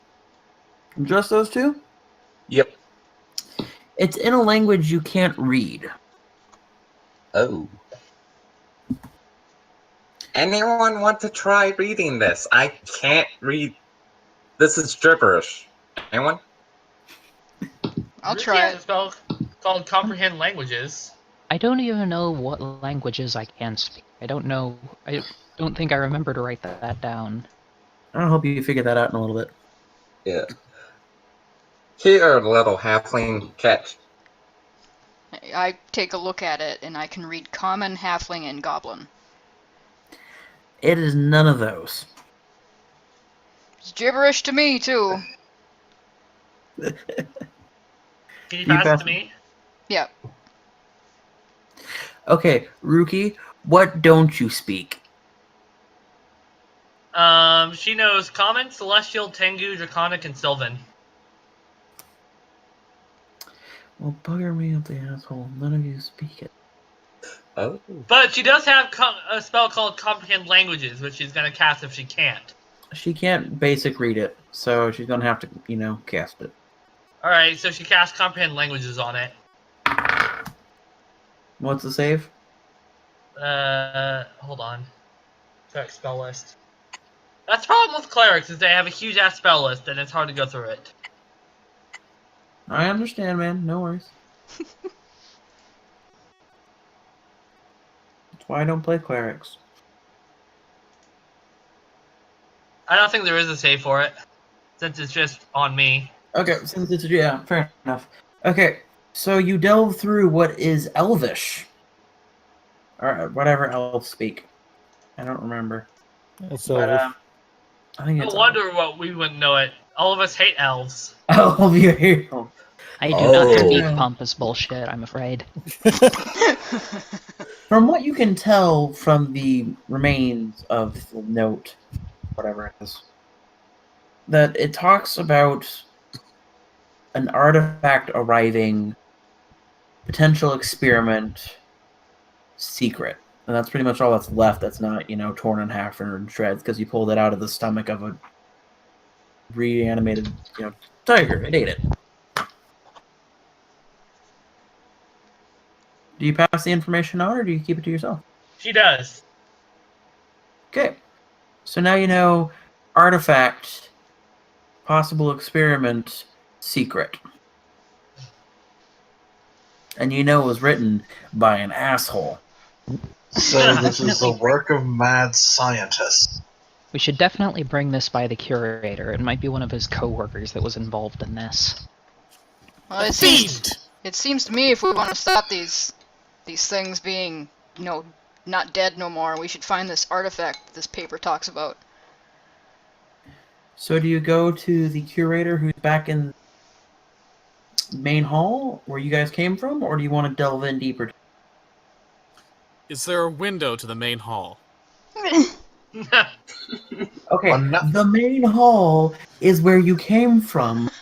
The doors are open still. None of you shut them. Hey, curator! The Goliath, like hobbling out, leaning against the door, like, what? We found something written in Elven Moonspeak. Want to watch it?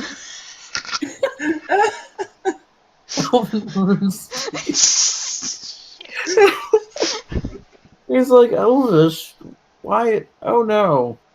Oh no. And he just turns back into the main hall where you all came from. I guess he doesn't like elves. To be You fair, guys That's follow me? it's a me. natural and normal reaction to Elven moon speak. Yeah. So you're all just like, you're all, instead of like, going and following him to see why he's going, oh no, you're just like, oh, that's normal. Well, there's still a crisis at hand that we kind of need to deal with. I grab the papers from Ruki and I run into the next room. You know, Asking him what the hell's unnatural- problem is. Okay. Let's find out what his problem is. Okay, so you are following our good curator friend, yes or no? Yep. Okay. Mhm. You follow him as he goes to the back offices, and you see everything's just smashed to bits. There's papers and everything everywhere, and it looks like something like a dire tiger had gone through the office. Wow, you must have been in one hell of a bender. You really need to fire your housekeeper. The Goliath is oddly not responding. He's like looking around any kind of a conflict. He's not finding much. Besides, dire tiger came to life. He sits himself down in a chair because he's still, shaking and everything. And he's got like his hand covering his mouth, just like trying to process what's going on. He's sitting in a big chair. Or, no. He's sitting on a stool because he doesn't fit in chairs. Melusine takes a bonbon from her pack, extends it to him, and says, "Rough day. Want to talk about it?" You know what?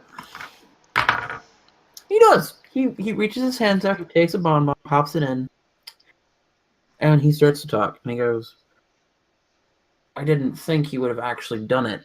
He brought it up to me, but I didn't think he'd actually do it. The asshole. Who, Ben Stiller? Who's Ben Stiller?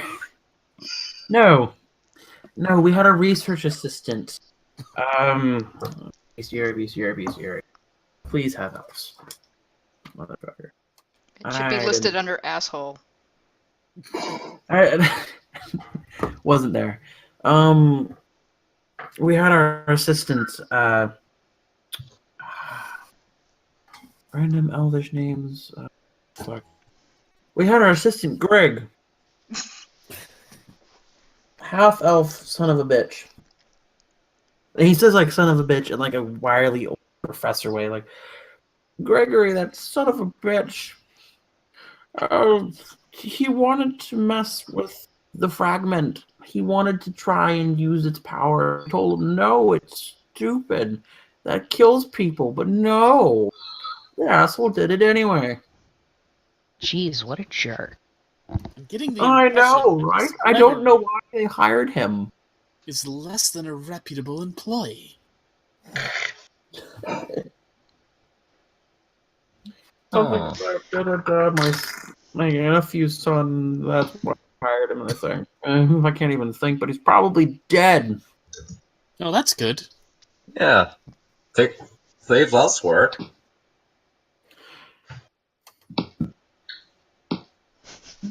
I must ask though, what did you do with the displays? Oh, well, the pinata cat attacked us, and it wasn't filled with candy, so that was honestly something of a disappointment. But on the plus side, I've befriended Sergeant Trundle.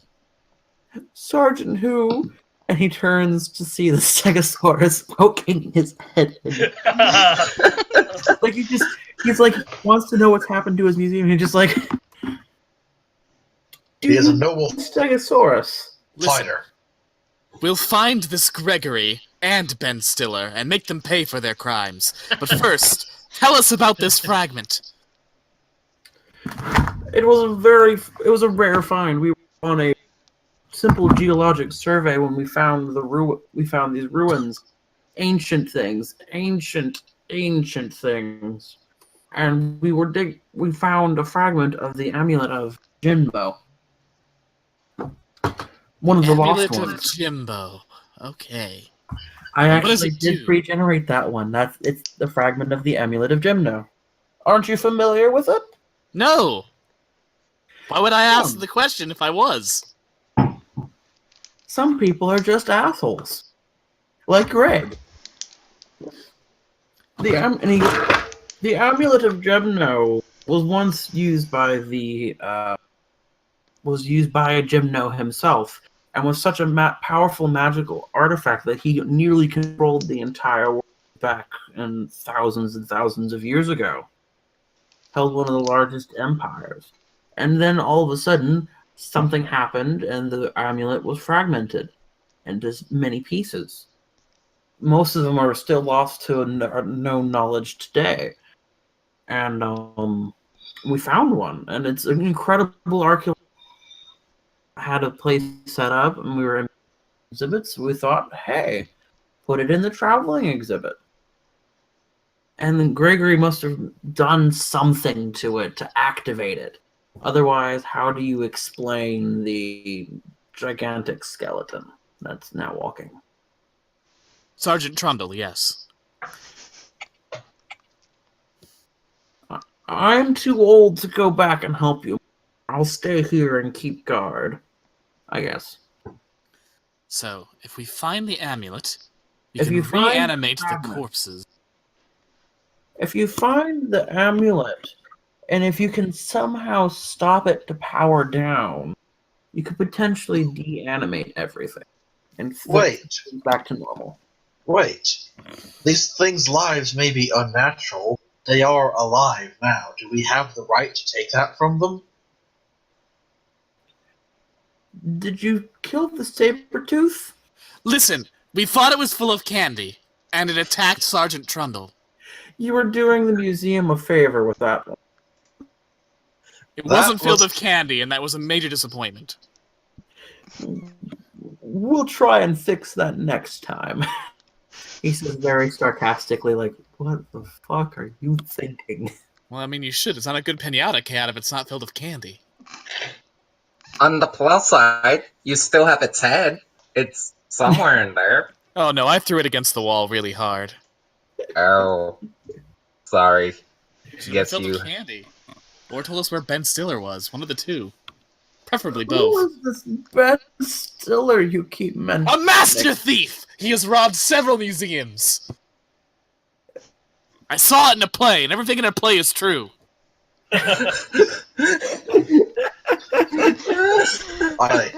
Irana makes that same so-so gesture in the back.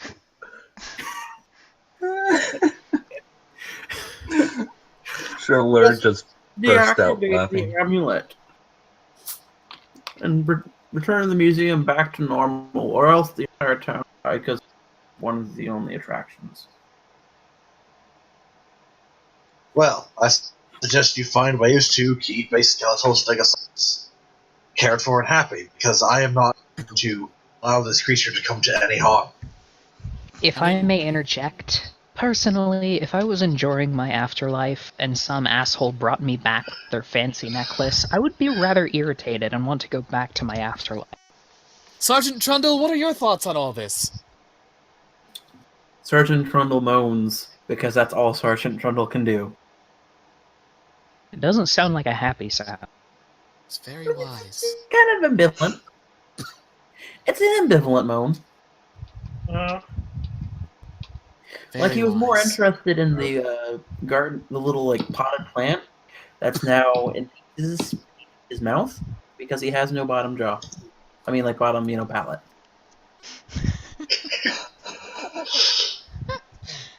So, where exactly are these ruins, anyway? The ruins, they're way out of town. The aluminum fragment back of the museum display exhibit, the traveling. So, we must devise a clever strategy with which to get out of town, and then find our way to the back of the museum from out of town. Goddamn. Way ahead of you, but I don't think the city wall has windows. Damn it! Well, I'm at a loss. We could try walking. Feel free, go through the museum, travel through it to the back. Just be careful. With some of our more Greg's recent exhibit ideas, they might be a bit deadly. I have to be RV because my internet is just fucking up right now, so... Okay, I'm gonna say let's take a small break. I think food's ready on my end, so I'm gonna go check. I would like to see if I could get food as well. All right, then we'll take a 5. Food sounds good. It's sweet for a lizard folk. All right, food has been consumed. I'm gonna chug a bit of drink, and we'll get back into it. In the last campaign I was in, I was a dragonborn, and one of the other characters was racist against me, and I was like, "What did I do? I'm just a lizard." I'm just a lizard that breathes acid. What did I do to you? I breathed fire, and I ate treasure. Yeah, Tosser is the one who spits acid. All right, back to the game. So you must delve deeper into the museum to find the fragment of the amulet. And kill Ben Stiller. And Greg, because fuck Greg. Yeah, fuck you, Greg. So just there. I'm gonna lead. I'm gonna take point. Lead from the front. Alright, so y'all kind of just make your way back out. A giant skeleton stegosaurus in tow. And you keep on moving, and you get back to the main lobby, and there's the big hallway down that goes deep. You go in it, or do you fuck off? It goes where? One way goes deeper into the museum, one the exit. The exit. You go deeper. Definitely. Go deeper. Might as well keep going. We got a job to do. Goblin. Have any of you been to this house? Have any of us been to what? Sorry. Let me lift the microphone. I'm leaning. Have any of you been to this museum before? Nope. Nope. Yeah. I don't truck much with book learning. It's like 5th building I've been in my whole life. Zarit has been to other museums, but not this one. She's from out of town. Fair enough. Okay, so you guys go down the main hall, and there's 2 ways out because it like splits to the left and the right. To the right, you hear a small set of chirping noises, and lots of ruffling and shuffling around. To the left, the hallway goes down, and then there's a glass door above it saying "Gardens." Which do you choose? Well, the chirping could be from ducks, so that way lies peril. However, I don't feel the gardens would lead us to the back of the building. After all, the sun rises in the north, and north is normally the front. So you'd want the gardens in the front of the sun. I just kind of look at her. Seems like there should be a map. I have check a for a map? feeling. Yeah, I'll roll perception. Like for in the that. lobby. Sure, go ahead. Okay, perception is where.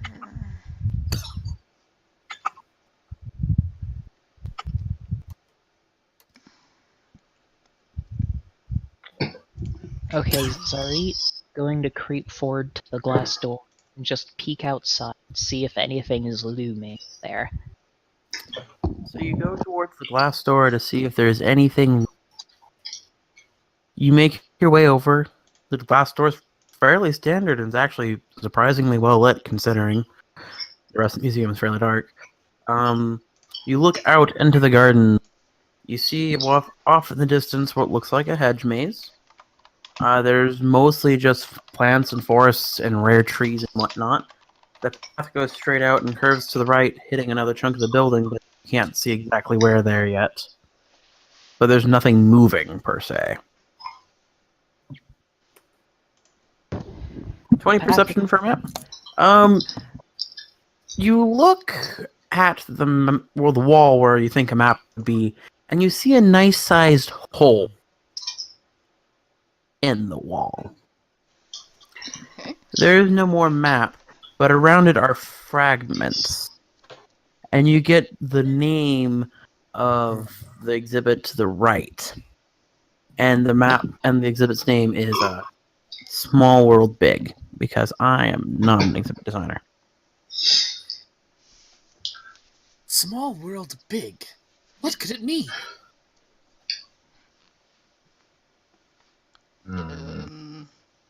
I'd presume it's a bunch that are made big. Giant insects, maybe?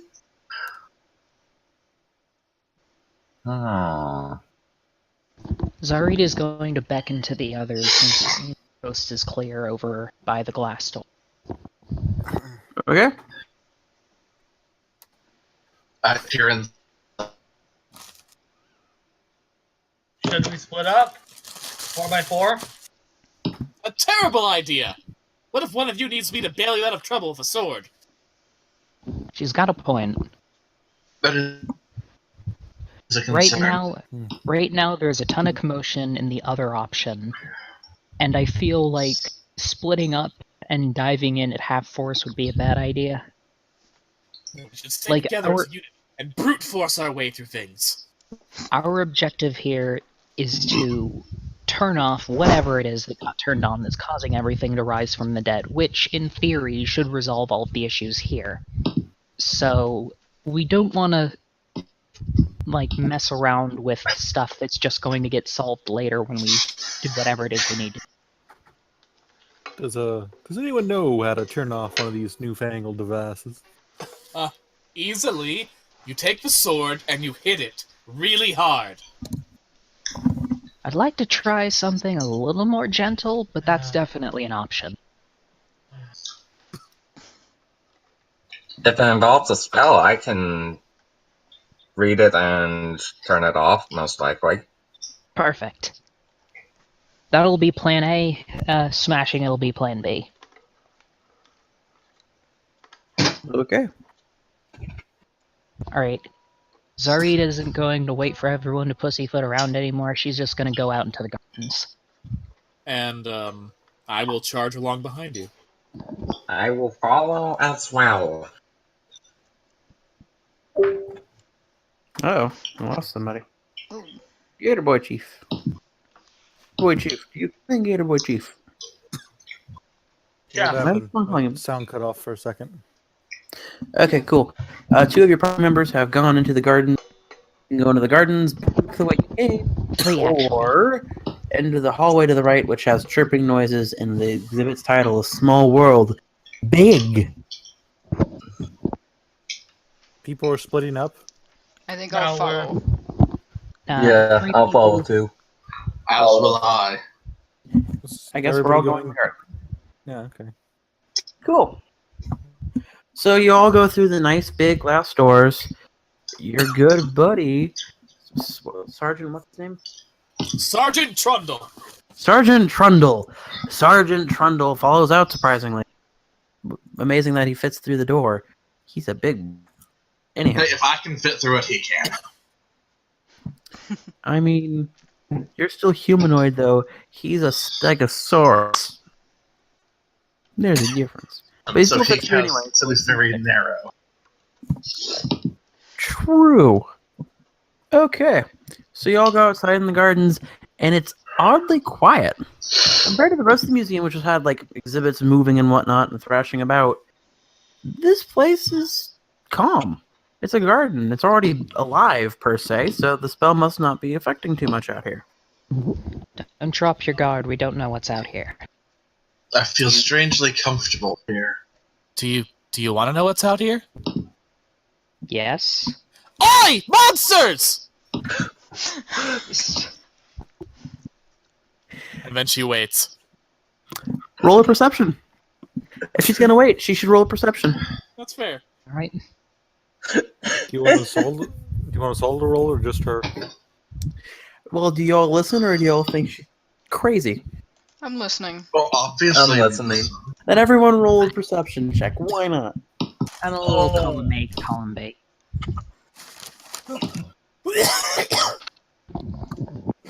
He's into it. Thank you. That was a cough, but still. That one's even better. I'm getting good rolls today. Oh my god, you got a 2. Just as Casey says it too. Oh, Jesus. The lemon's magic has worn off, guys. Be wary. I don't think so. Okay, so we're gonna start with Shalur because Jesus Christ, the rest of you rolled pretty high. Okay, so Shalur, you are looking to see if you can't hear from monsters. One's leaning, craning it. Your eyeballs, however, are distracted by a big shiny thing.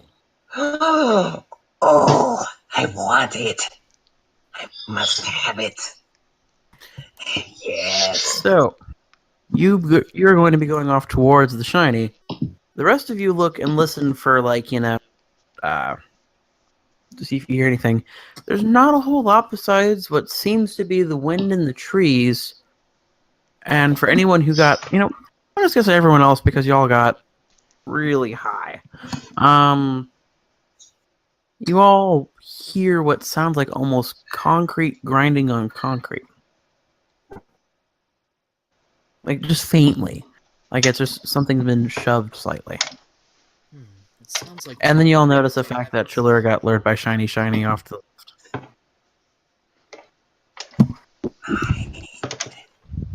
This is a bad idea. Stay with the group, you idiot. But it's shiny. It beckons to me. It'll still be shiny in 5 minutes. The closer you get to it, Chiller, the brighter it gets and the shinier it gets. I am going to try and lasso him with silk strand. Okay. Roll. Both of you. One to defend. 13. Oh, 1 second. 5. All right. You successfully lasso good old Chiller. I reel him back in and hold him under one arm. Okay. The glory. Careful, my friend. This is a tense And because situation. you're all so carefully observing and listening for things, I'll describe the garden a little bit. Okay. Pretty much in front of you is a nice big hedge maze. It's not like a terribly big one, but you see the brick wall and then there's the hedge, so it looks, and it's tall, so it looks impressive, despite being fairly small. To your right, there is a topiary garden full of nice little pretty green bushes and things. And then there's a pathway through the forests and things with bright, shiny light that caught Chiller's eyes. Christopher, you're good at fire, right? Yes. Burn the plants. Okay. I think Let's that... not. Yeah. No. Let's We must take spread a few dozen steps back. Oh, and the dirt path outside turns to the right, enters another door to the museum. Is that door also glass? Yes, it looks fairly similar to what you just left. Alright. Let's follow it and peer inside. I'm gonna Might cast as well Detect look inside. Magic to see if I can find You're anything looking leading. for things to detect magic? Okay, I am roll. casting the spell Detect Magic. You're casting the spell Detect Magic. Yes. Alright. You can sense that there's something fairly strongly magical emanating. There Which is direction? also Emanating from where? From which from the direction? glass doors into the building again. But you're not sure if that's what's reanimating everything or if it's something specifically behind the doors. So, let's see. You detect a secondary smaller bit, however, and it's coming from the hedge maze.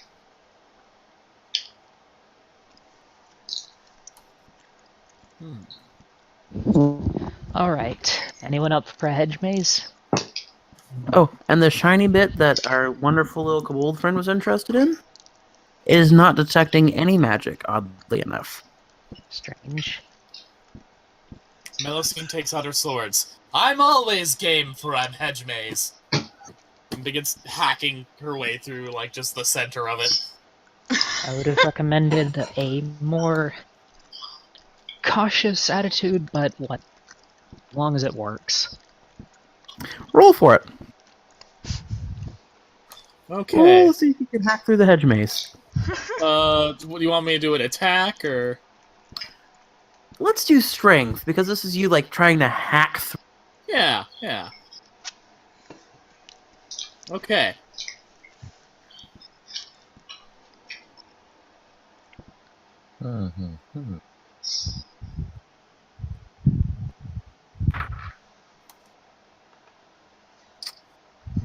Alrighty.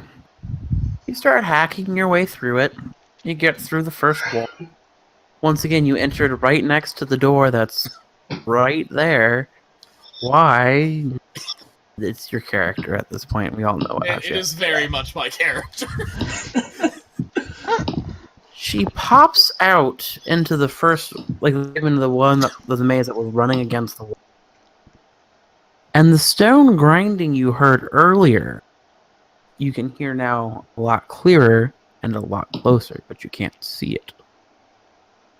Everyone be on their guard. I think 2 bricks are having sex. Oh.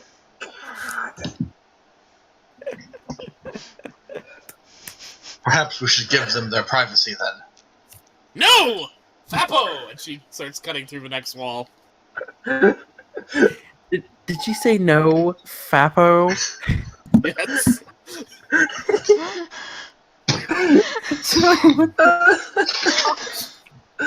Is Lady Melusine a voyeur? Fappo doesn't mean like fap. It means it's a phrase from early Marvel comics. I wonder why they You discontinued gave it the context of the bricks were having sex. You cannot expect anybody else to take it otherwise. Maybe she's curious. Like they're just cubes. How do they do it? Maybe it's like bird sex. You know? They just sort of go up and rub against each other.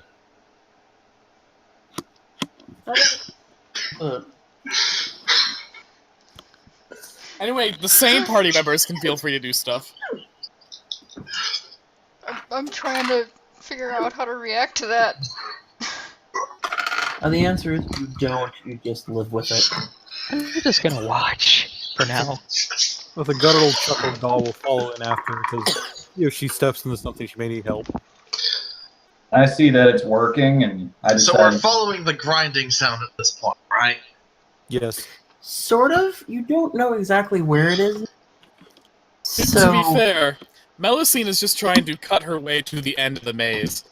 Just navigating a hedge maze is for chumps when you got a sword. If she happens to see 2 bricks having sex along the way and figures out how that works, that's just a bonus. Oh, that would be funny. But, Okay, I googled okay. FAPO and I got Florida Association of Public Procurement Officials. I just remember seeing a Spider-Man panel where he said "Fappo" while punching a guy once. Okay, so you hack through the next wall, and the sound is louder, but all of a sudden, it stops. There is dead silence in the hedge maze. Unless if one of your teammates is talking, but I don't think so.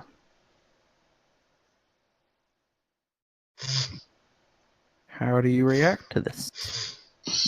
Oh shit, they heard me. Hack. You go to hack the maze again? Yep. Alright, hey, what's your AC? My AC is... That's the crocodiles, never mind. My AC is... 23. 23? Okay. Trying to do math very quickly. Where does it... bonus. But it's a large... Where can give you a bonus? Okay. Unfortunately, it beats your AC. 2 stone hands shoot out from the bushes ahead of you, grab you by the neck, and pull you in. Ah, I saw nothing!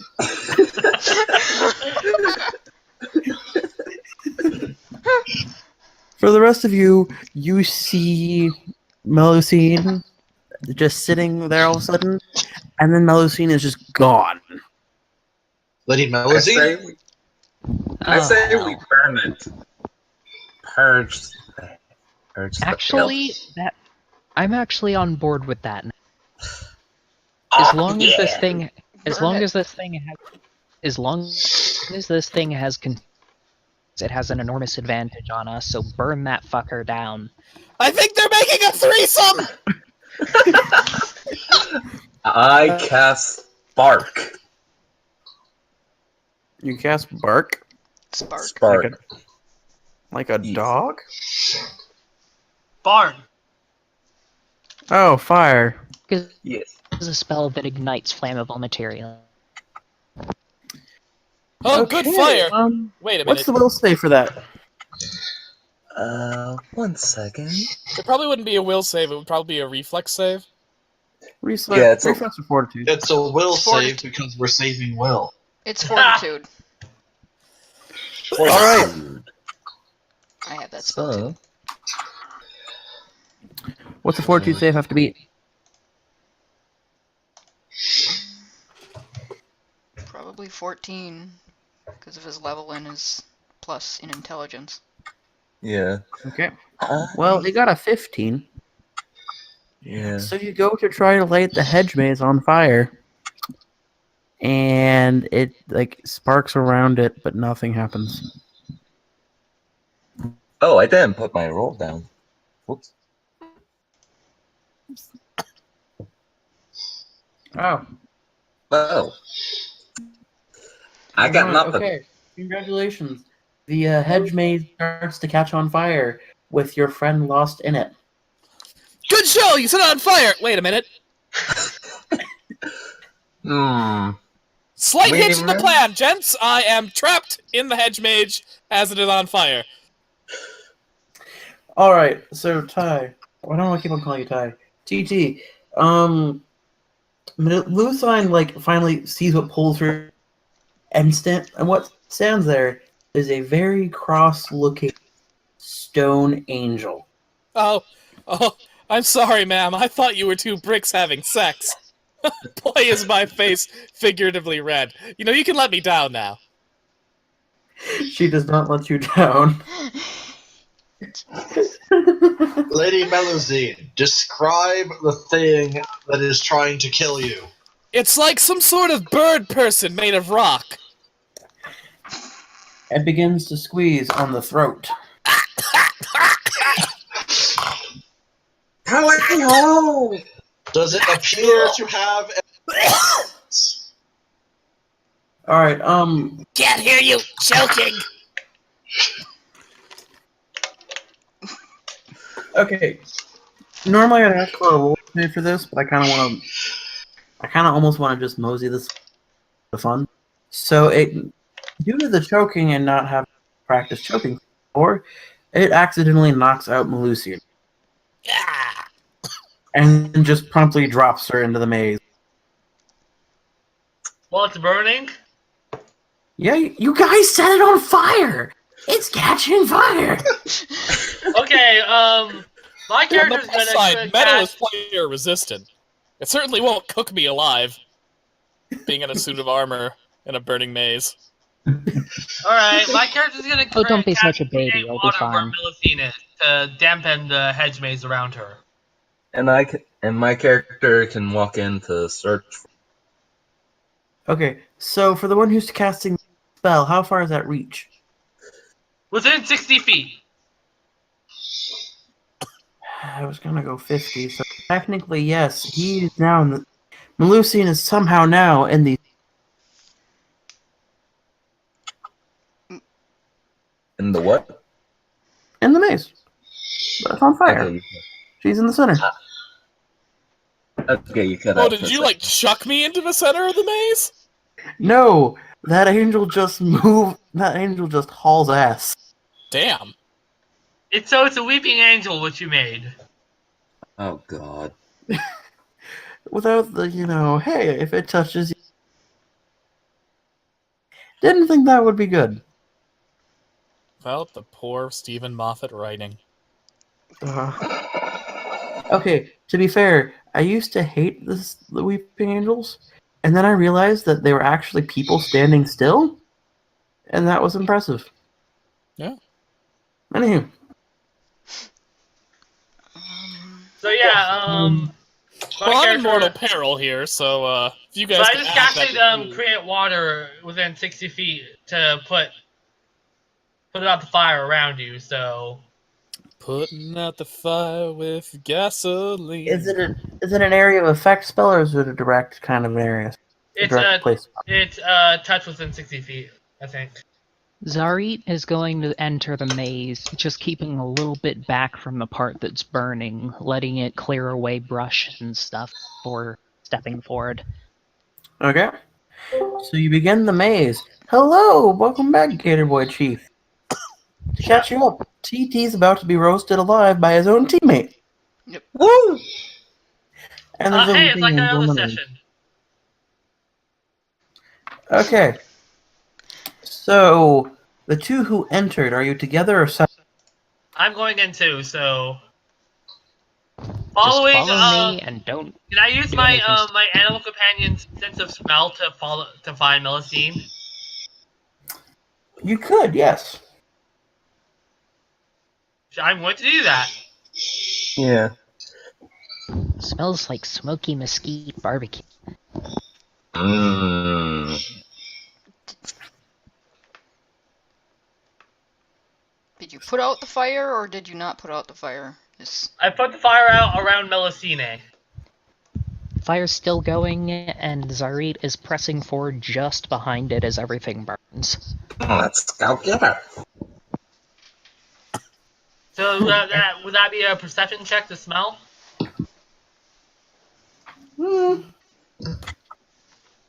Sure.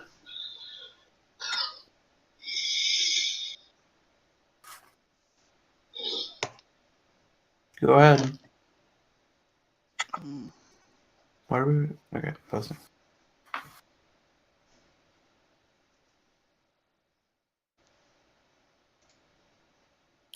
Putting out the fire. I put it in the dice rolls. Putting out the fire. 20 unnatural, okay. He catches her scent and begins to weave in and out through the maze. I follow him. How fast can he go? 30 feet. His base speed is 30 feet. And he is lightly armored, so he's not encumbered. Okay, so in that case, you guys can keep up with him, I guess. Sweet. All of a sudden, coming up from above one of the things, a brick flies through the air. What is Spinosaurus's AC? It is 20. It is. Let's see. It's 20. I think it's 25. Damn. It's 25. Yeah. Oh dear God, the bricks are attacking. Oh dear God, the bricks are attacking. We should never have interrupted their mating ritual. What have we done? Okay, so what happened? Okay. I got my neck cut out. Oh, the brick misses. And Amino-kun, he says as he sidesteps it. yep. All right, Melusine, you are now regaining consciousness because oh hey, now you can breathe. So you're now. Also you're covered in water. You wake up soaking wet in the middle of. That's on fire. This might rust. Ah. Huh. Stone bird woman? She is not around you. You are alone in the center of the maze, which is mostly rock. Is there a treasure chest? There is a staircase down near you.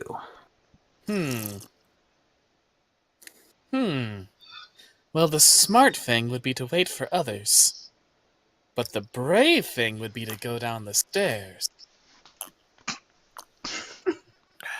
I'm gonna roll a D2. Flip that coin. 1, I stay. 2, I go. If you stay, there will be trouble. If you go, it will be double. Thank you, You Lana. have to prepare for it.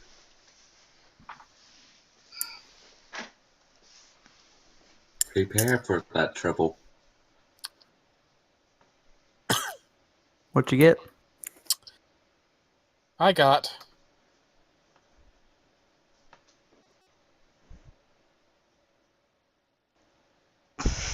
You Give got? me a second. I got a 1, so I'm staying. Sorry, Dice Roller was being finicky. Fair enough. I mean, it is a coin flip. Good So intake. anyhow, So you decide to she's stay put as the flames start to look closer and closer and closer. Meanwhile, the rest of your party, Okay, so what's going on? they're advancing through the maze. They're advancing through the maze. They see the turn just before the opening where you are, and the stone grinding suddenly pops up behind out from the bushes. Huh. So apparently it was a brick My 3 connection site. just fucked up. Connection just fucked up. What happened? The grinding returned. Behind us. Behind you. Gaul will move to the rear of the group and keep his shield up, acting as a rear guard.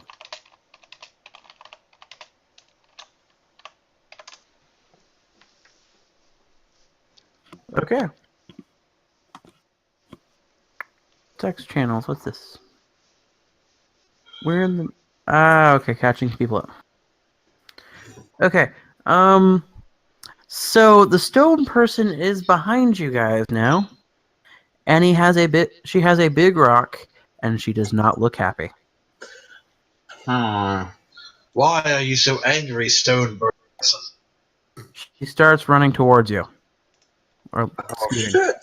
I think Well, it's safe to assume that she's pretty pissed off that we started hacking away at her garden and then lit it on fire. But, it's her or us. Let's do this shit. Could she not Are you have guys voiced her going to complaints? attack instead of like run? No, we can't because. She's blocking the way. No, she popped up behind you guys. There's a way ahead of you too. Ah. Dice back here. You've been going the right way this entire time.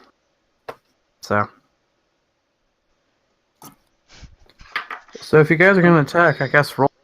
I'm out of here. Yeah, I'm Me too. running to Melusine. Same. Giant stone person. Alright. I'm not touching that. Okay, so it's a Scooby-Doo runaway scene. Yes. It's a Scooby-Doo runaway scene. So you run down, bouncing back and forth, and you run into Melusine, who is oddly standing there in the center with the staircase down, Oh, staring thank at it. God! There's stairs here, and I really wanted to explore them, but I thought I'd wait for you. Zarid is going to calmly shout, "Get the fuck out of the way!" Okay! And she jogs down the stairs. I follow quickly. I haul us down. I plunge down behind him. I stay Alrighty. in the mouth, keep with my bow drawn just in case she catches up. She Waiting does for turn her the to corner as you all descend down the staircase. But as soon Wait, she has a giant boulder, and we're on a staircase. Run. run. How big is the Ow. boulder? How big is the boulder? How spherical is it is a more important question. Oh, what too? Perfectly round thing that could roll, or is it You- just something that's going to kind of You just... know how they have those really big, like in the public gardens, they have the really big statues that are like round and completely smooth. Oh god. Yeah, like Oh. Denver. Bad Keep feeling. freaking running. You all Yeah. run down the stairs. If only Kyra said we're here. You gotta You all stop run saying down the Sand staircase. too, or else I'm going to hit you. You all run down the staircase, but oddly enough, the angel stops at the top. And she just glowers. She doesn't even like throw the giant big boulder thing or anything. She's just sitting there, glowering at you. Stone Bird Woman, come with us or you'll be consumed by flame! But how else will she be purified? I don't think stone burns, kids. She's gonna hold the fire back for us. She's making a sacrifice. Melusine takes off her helmet and puts it to her chest. Thank you, Stone Bird Woman. We never learned your name. I'm gonna call you Sandra. Birdie's just gonna roughly push past Melusine while she's doing her thing.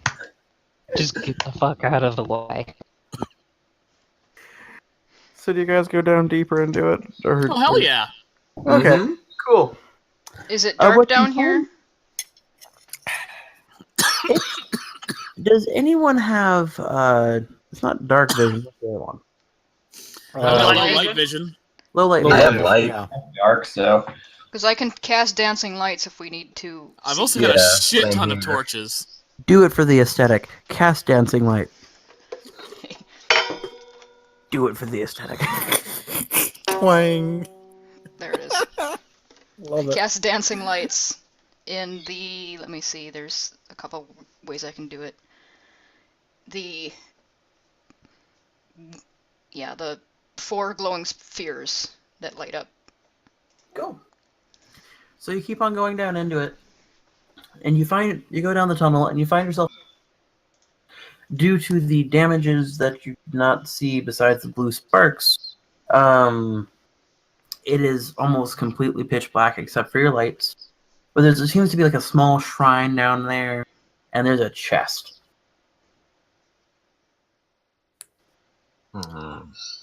Ooh, treasure. Melusine goes for the chest. Okay. If no one else does it.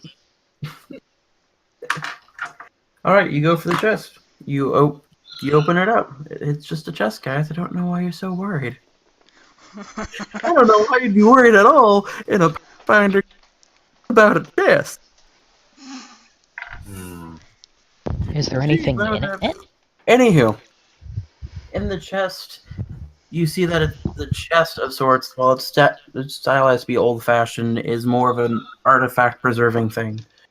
It is an old sword stylized from the era that the amulet was from. And there's another set of notes. The sword of Godric Gryffindor.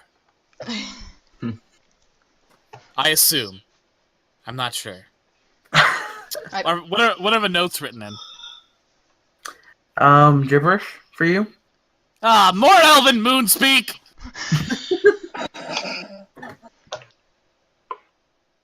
And she kicks the chest. Okay. You kick the chest. The chest rolls over. It's a chest. Good. Should we give Wouldn't the happen to notes to happen. Rookie again? So she Yeah, can... I suppose. Yeah. Happen to have another use of that spell, would you? I would.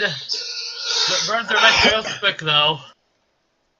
Thankfully, I have a high as fuck wisdom score. Cool. So I read it. you cast to read the magical note thing, and essentially what happens, the note is a decryption of the runes of the blade.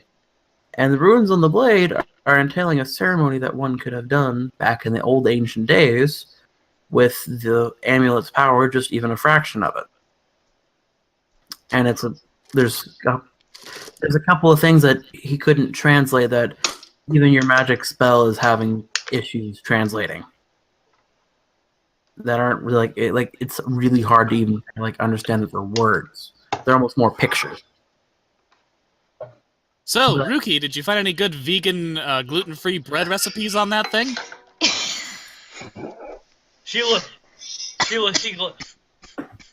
Ricky shakes his head. Yeah. No. But good old Rookie, you've dealt with lots of magic things before, right? Hi. You recognize what the symbols for necromancy would be, right? Hi. Okay, I'm not God. gonna, but even I'm gonna Greg, slap you if you. Greg, our good old elf friend, we know Hey, I'm one doing a love. Helsing Bridge joke that time. Well, Greg, our good old elf buddy friend that nobody ever likes, well, he thought that he could use it in a potential necromancy spell to revive items, specific items, for research purposes. And so he could go find more treasure and become rich. But you know, he's an elf. You expect that of him. Nothing new That's a there. baka. Do you say baka? Do you? No. Damn it. I want to She's see what thinking it. happens so She's bad. thinking it though. I want to see what happens. Pull that grenade, damn it.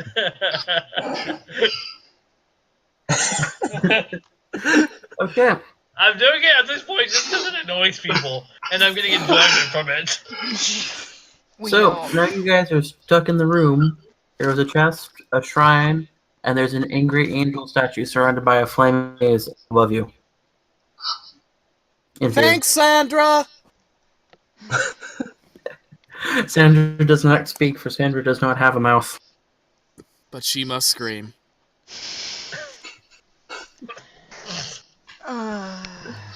Okay. Okay. There's a lot of hate right now. Like, you can just, like, she doesn't have to speak. You can just feel the radiation of hatred coming down from the top. I like her. I hate to break this to you, Melisande, but I don't think she likes you back. She might. Why don't you go give her a hug? You know Yeah, what? give her a That's a big good idea. hug. I'll remember to do Show that later. your appreciation. Okay, is there anyone besides Rookie who would know what to do with the shrine? Nope. Not a religious Rookie! person. I can hit My things with religion sticks. is That won't help. my religion is burning stuff. That's a pretty good religion, all things I considered. mean, not wrong. Okay, how about you know what? Since Rookie just did the translation, she's probably chilling out. Chiller, you worship fire, right? Yes, I do. You would recognize where fire would go, right? Yes. You look to the shrine, and in the shrine, there is a place for a fire. Ah, yes. An eternal flame. Rock on, you crazy little bastard. Carry on my way. Do it. I cast spark on it. Cool. Alrighty, you cast spark on the shrine. The bowl that you cast spark into lights into fire, and the entire room illuminates. Yes. Fancy. And you see, like, there's depictions of, like, angels and stuff, and these heavenly beings, and a gigantic bird spirit creature sitting in the middle just above the flames. Ah, this must be the origin story. Man fucked a giant bird and produced stone bird woman from the Union. I mean, it sounds about as much sense. It makes about as much sense as most human religions. I'd believe it. Cool. Again, All right. there's just a general feeling of disbelief coming from Urana. Just indifference from me. Alrighty. So, now what? You're in a room with only one exit. Can I check the walls for any potentially hidden trapdoors or anything? Sure, roll for it. Alright.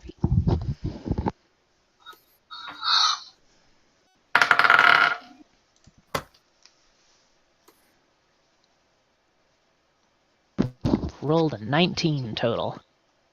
19 total. I feel like that's what you do. You don't find anything. Shut The up. only way out is where you came.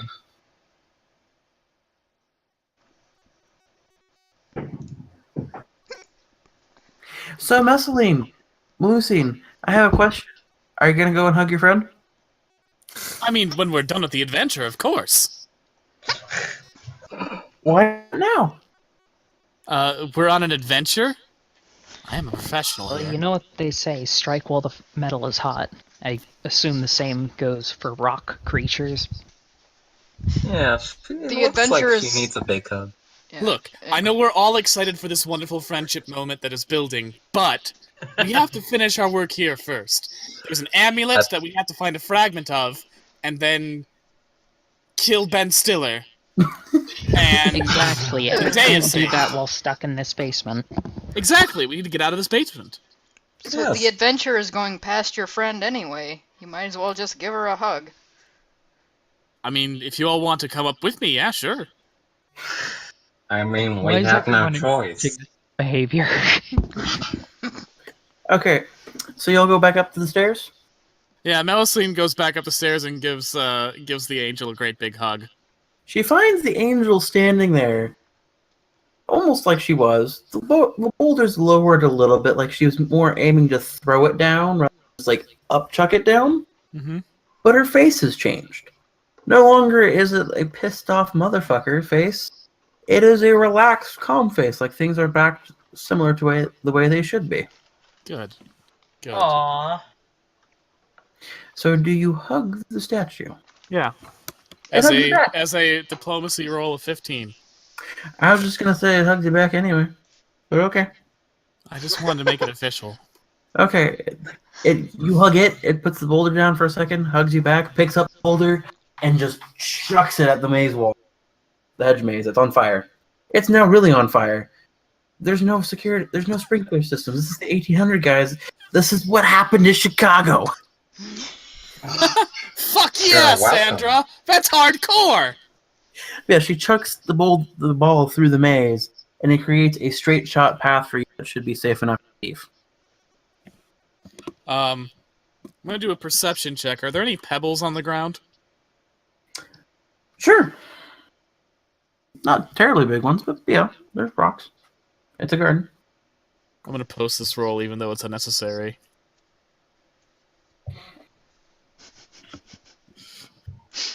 Alright, I grab a pebble and I place it tenderly in Sandra's hand and I say, I know you can't eat bonbons, but hopefully this will be symbolic of the bonbon I want to give you. If you know what I mean. It does nothing but gives you an understanding look.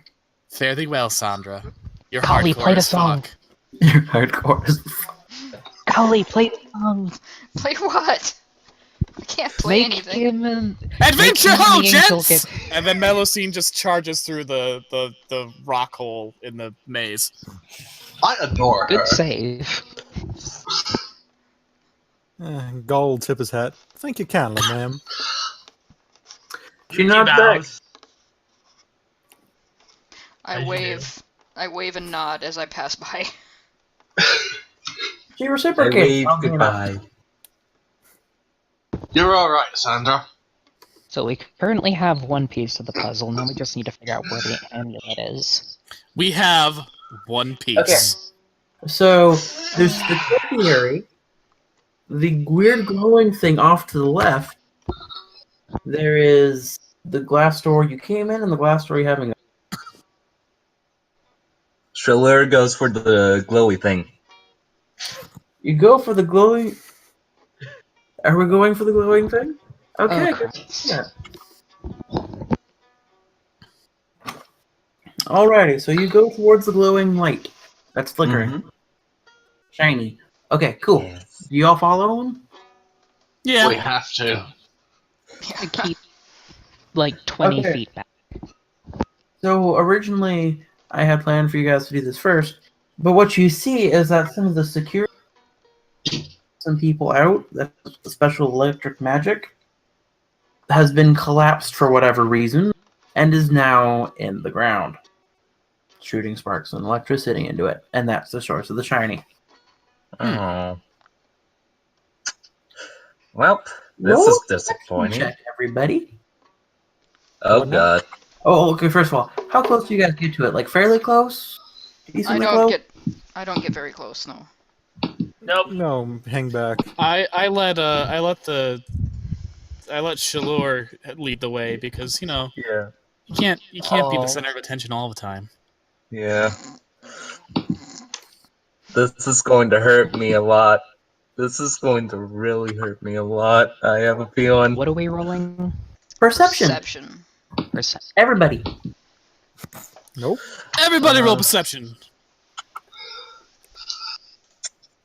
I see exactly He's a Jack and poop shit. man. He's a poopy man. Such a poop man.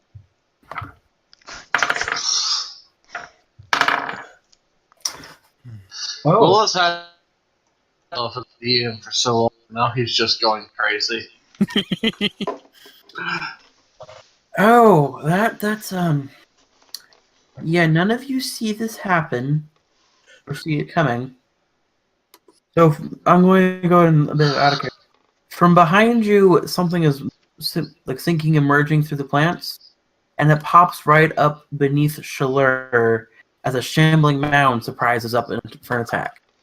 Oh god! Shalur is on top of it. So who haven't I picked on yet? I haven't been picked on yet, because usually I'm too smart for that shit. Gator Boy! Too smart for strangers. Yep. Gator Boy, what is your ace? 25.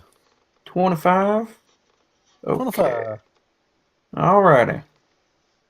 Plus 11 is 21. It reaches out to slam you. The thing that rears up reaches out to slam you, but just hitting in front of you as the shambling mound that had been burned by the magical electricity begins its attack. It was it was brought to life by the electricity? Yes, shambling mounds have a really weird congregation of great earthen mounds that are in the depths of marshland jungles, often during the height of violent electrical storms, and no one knows why. So I'm assuming that's how they're born. So the opposite of electricity is dirt. We need dirt, stat! Oh. Hmm. Okay, so Yeah, I won't be much help up here. You can burn Okay, it from so- above. you say that in character, right, TT? Yeah, I said that in character. Yeah. Just make the shambling mound turns to you and cocks its head, like wondering what. I mean, water! We're not going to hit you with dirt to kill you. Oh. Hey, you wouldn't mind letting go of our friend, would you? Roll diplomacy. I will. It doesn't even really realize that Trelur is on top of him yet, so I'm gonna roll perception. Okay, no, you make them. Okay, so roll for diplomacy for him to try and talk to it to get him off. I did. What you get? Oh, Modified 20. I see it. Never mind. I am a blind mother. Okay, I'm gonna roll again. See what it gets. Oh.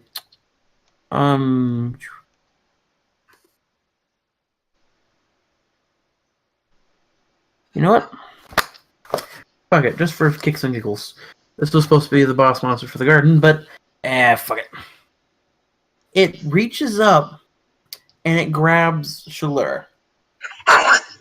And it with one of its big tentacle mass arms and brings him up to his face and shakes him a little bit to indicate, is this the one? But since it's a shambling mound, it just kind of violently shakes.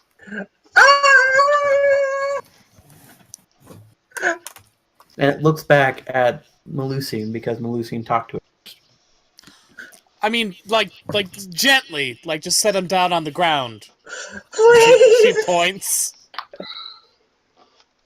She points down? Yeah. Alright, it turns back to the hole and throws him into the hole. You wanted to put him down. Close That's enough. Well, in a way, it kind of, yeah, I give that a C. I mean, he did set fire to the garden, so this is just punishment. Zari retrieves a spider silk rope from her bag and throws it down to help pull up poor Shalur. Okay. Thank you, Mr. Shambling Mound. Would you like a bonbon? It reaches out and takes a bonbon. And it just it quietly puts it in the mouth thing and it vanishes into the depths of the body. Hmm. God damn. And just kind of standing there. You aren't attacking it. Do you happen to know where we might find a fragment of an amulet, or alternatively, an elf who is a dick, which is to say, an elf? It gestures towards the building. Thank you kindly.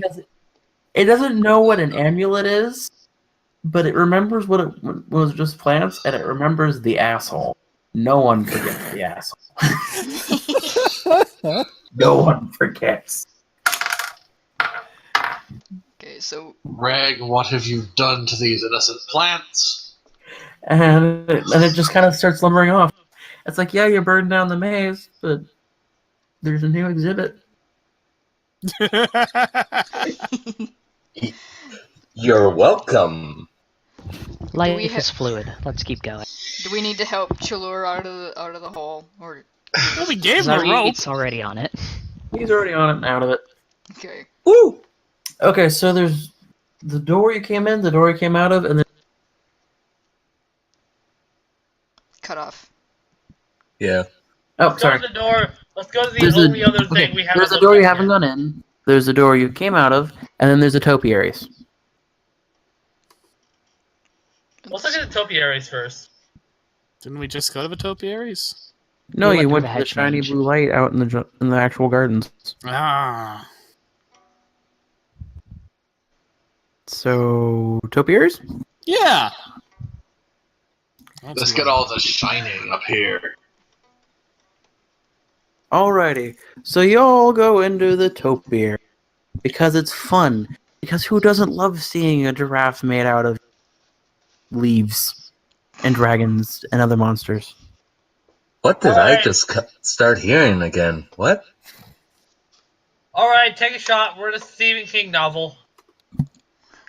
Well, you Uh, should know that we have found out that humans have fucked plants to make animals out of plants. Oh. This isn't deep. It's not that deep. It's not that deep, fam. It's not that deep. Okay. Unlike that hole. So there's a bunch of different animals. There's dragons and things, whatnot. And one particular one is an elephant-looking guy. Nothing really special about him, from the seams of him. Everyone is special. So do you guys drift towards your favorite ones, or Yes. whatnot? Does anybody go Yes. towards the elephant one? Yes. It reminds me of the mammoths up north. Zari's going to hang out around the dragon one while she waits for everyone else to get their shit together. What other ones are there? Let's see, there's an elephant, there's a giraffe, there's a dragon, a polar bear, a dinosaur one because they're natural history. There's a manicore because fuck yeah, manicores. And there's a unicorn one because you have to pander to. Okay, I am going to go to the dragon. Same. Cool. The dinosaur. Gaul will hang out near the door, just making sure nothing slips in. Okay. Grass dragon, tell us where the fragment is. I beg of you. Let me burn. No. Okay, Let me so- burn you to release you from your purgatory. We've already done enough burning for. for You this can never area. have enough burning. Okay, so I mean, I had enough. I'm full up for burning. the dragon doesn't do anything particularly. It just kind of sits there. It's just a statue like Papa. Sarit squints her eyes while she's staring at it and notices a single leaf out of place. She just reaches up to gently pluck it out to make sure it's perfect. On the dragon one or something else? The dragon. You reach to pluck the leaf out of the dragon, and you get a very close topiary face in your face. It is alive, just like Papa. Oh, hello there. Can I It help you? stares at you. My offer's still open. Do you want me to take it? Not yet. It just looks at you. Like its wings that were once, solid start flapping, its tail swishing in the background. I pull my hands back and I hold them up like, okay, I'm not doing anything. I'm not doing anything. Okay. As you do that, it goes back into the position it was before. Hmm. Folks, I think we should be leaving now. Okay. Hey, topiaries! Do you guys remember seeing a half-elf who was a dick? Which is to say, an elf? Every topiary bush reacts and points to the door you haven't been in yet. Thank you! Onwards! I head that way. Yeah, I'm gonna go. By the door, you see none of this. Like, you just think your friends are reacting very weird to standard living bushes. So sitting by the door, I see that they're just talking to inanimate objects. Yes, for you, the topiaries have not moved. So they're reacting like they're alive to a bush that, from your point of view, hasn't moved. Oh, whimsical. Scratch your chin and go, some sort of burning bush going on over there? I wish. How dare you imply that, sir? All the burning bushes are on the other side of the garden. Y'all acting mighty strange, I gotta say. People tell me that all the time. Alright, so you guys go on to the next door? Yeah. Yeah. We haven't been. Yeah. Okay. So it almost looks like the normal hallway you came into, but there's a staircase up. Right? Mm-hmm. Right? So you all go up the staircase. And it leads to a little bridge overhead from this big path. And what none of you have noticed is that when y'all went, your good friend Sergeant Sergeant Trundle. Trundle? Sergeant Trouble had not followed you. And like this is the first time you notice because you're not hearing class. You turn around, just not there. Not Sergeant Trundle. As you continue on across the bridge after realizing you've lost your friend, you hear a terrifying bone clattering roar. And then you see Sergeant Trundle like round a corner and like run underneath you guys. Can I hop down to stand between whatever Sergeant Trundle's running from and Sergeant Trundle? No. Damn. Because it's right on his heels. It's a gigantic Allosaurus skeleton. Can I jump on it? Can I roll diplomacy? In normal situations, I would. I have plans that we still have to do. So no. Okay. They're running too fast. The I don't best want to way- fight an Allosaurus. It's my dinosaur. The best way to do right by Sergeant Trundle? Sergeant Trundle! Okay, the best way to help him is to get the amulet and turn it off so it doesn't have to be chased around the museum anymore. Okay. I reach up and pat her thigh. going to press onward. Melusine grabs the hobbit's hand and gives it a squeeze. Thank you. And then she salutes Sergeant Trundle as he runs off. Godspeed, Sergeant Trundle. So, just for a little bit of fun, Sergeant Trundle rounds the next corner. Well, the Allosaurus gets a tail in the face, so it slides and smacks into a wall. Ha ha! And like it splatters for a second, like the bones split apart and then reform, and it continues. Hello. That could be troublesome. It could be troublesome for both of them. They'll never win. They'll just keep fighting forever. Exactly. That's why dead things should have the right to stay dead. Just like Papa. Well, let's go turn this thing off then. Okay. So there's one more exhibit before the final exhibit. You enter the doors, and it's a dimly lit one. Like, it's very poorly lit. In the center of it, there's a banner, and it reads, "The Macabre of Murder." It's an entire exhibit devoted to serial killers, leftovers from their victims, cursed weapons, things like that. You'll notice across several of last take, like display cases and everything, there are barred cages. And it's silent. There is not a noise in this room. This exhibit strikes me as a bad idea. Irana looks around the room and just says, well, of fucking course it does. And then Everyone keep close. Gall is gonna sniff the air, and his one fucking ability, whatever the fuck it is called, Terran Sense, allows him to sniff out things that are 25% or fewer hit points, or dead. 25 or fewer hit points and or dead? Yeah.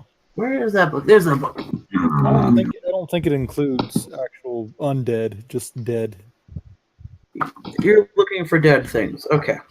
Yeah. Or almost dead. Or things that have 25 or less hit. Yeah. Or victim, basically. You're sniffing for a victim. Okay. Where is it not in this?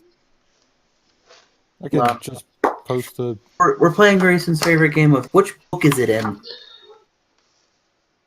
I have no idea. I plucked it off the internet. I know. I have like every... Is it in book number 2? I just post the rules if you want. Maybe it's in this one. Or not. Okay. I was in book number 2. How was it? It was alright. Like, you and the furry guy take the point. I'll cover our rear just in case anything tries to creep up on us. Do we want light? Because I have torches. Would be appreciated. I mean, I could play that song again, but... Also, Casey has legs if that wasn't obvious. She takes out her Radis torch, which is the ever-burning torch, and she flicks the switch and it turns on. He has a fucking flashlight? It's an ever-burning torch, so it's better than a flashlight. Switch that flicks on? It's a flashlight. Yeah, it's a flashlight. It's a flashlight. You can just call it. Flashlights are also called torches. I have my ever-burning flashlight. The ever-burning flashlight. Okay. It's in a different book, and I don't care to look it up. I'll look it up online. I don't think it involves undead, so... Yeah. Well, explore the exhibit for the meantime. Look around at the different things. Mm-hmm. I'll give you each an exhibit. Okay. Okay. 1 second, I need to go hit the head. Gotta go hit the big giant head. Yes, indeed. Okay. Do you want us to roll perception rolls for our, things? To look at the exhibits? I mean, sure, if you want to. I'm not gonna, force you, but... Okay, well... Just let me know if anyone gets over, a 23. Okay.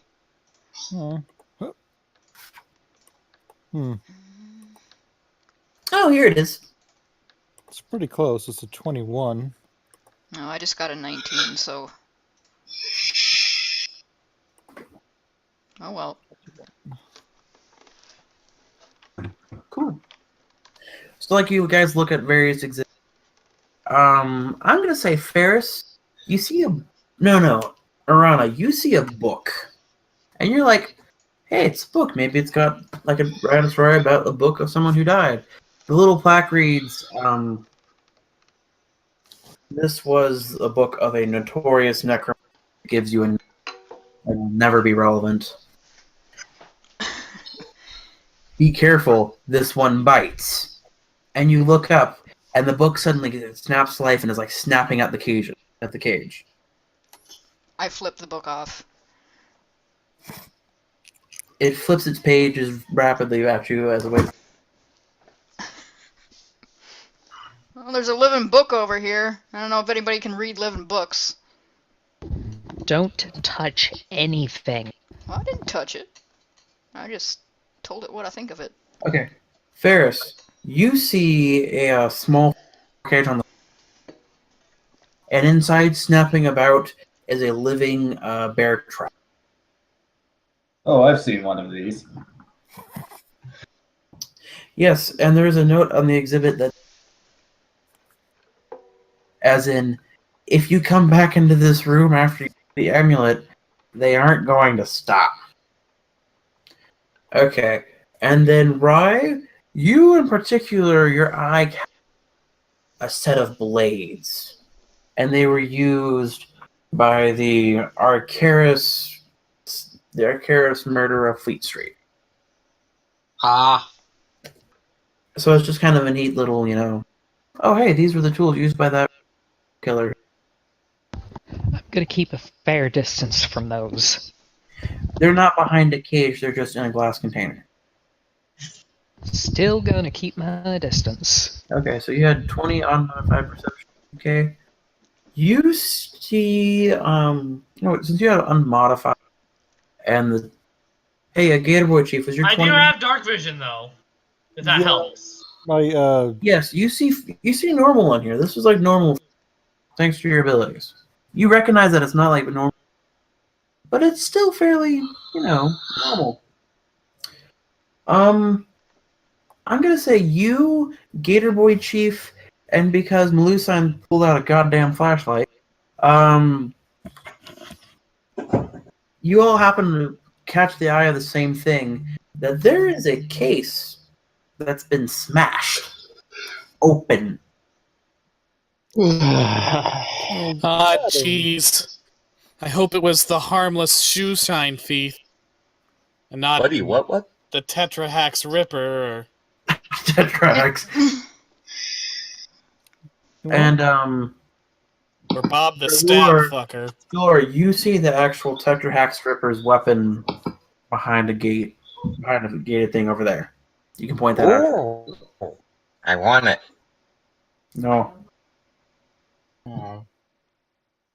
I see a weapon. What you do all hear, however, is a giggle. A childlike giggle. Ah, jeez. well, that ain't good. Oh no. I guess I gotta burn everything. We're not in the mood of dealing with spookums. Spookums. Spookums?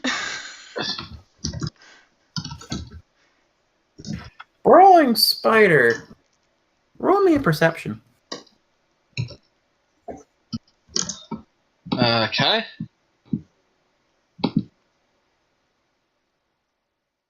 15. 15. Okay. You hear that you hear a smashing noise near your left. You look around in time to see a blur and a destroyed case with which once held a ball peen hammer that was used to smash kneecaps. I reflexively draw all of my legs.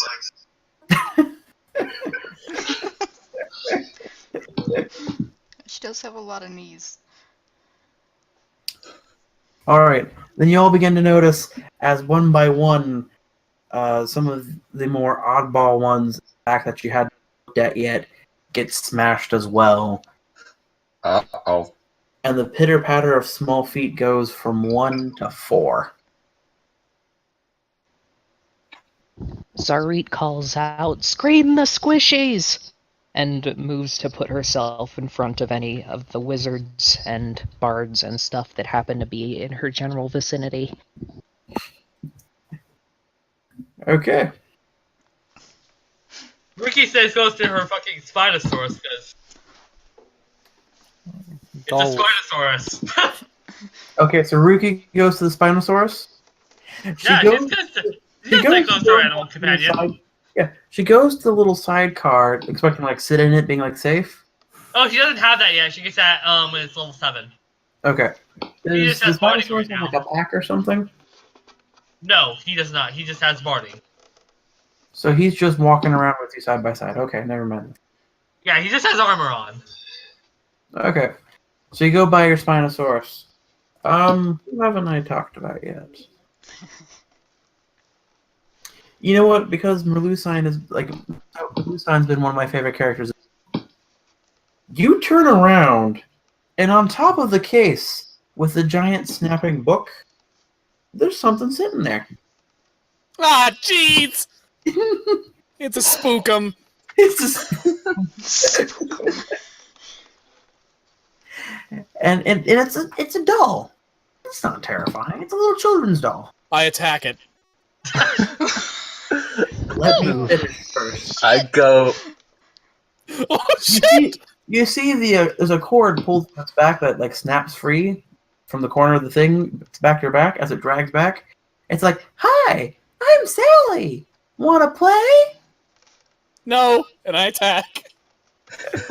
I rolled a nat 20. Doesn't like spookums. It's not like spookums.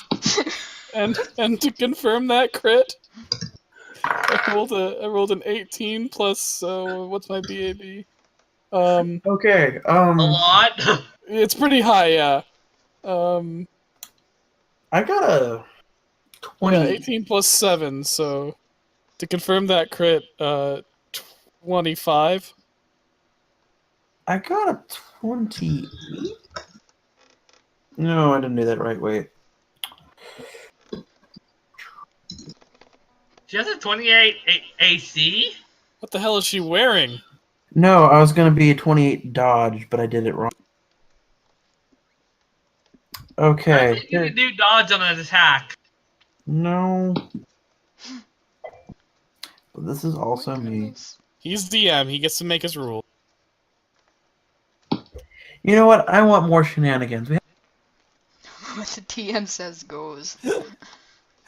Shenanigan You time. go to smack the doll with your sword, and the doll, supernaturally fast, dodges. Your sword hits the cage in front of you. Were you by the Carnivorous book? Yes. I was, I don't actually remember where I placed myself in the room. I'm gonna say that you turn to see the doll on top of the cage. So you swing down and smash open the killer book cage. It comes barreling out towards you. This is the worst natural 20 I've ever gotten. Maddox. I probably... But because you got the natural 20, I also... You know what now? You smashed open the cage and your sword and killing it. Yay! Doing what many people before have not done because you don't like spook. And also, because reading is shit. Coming from you.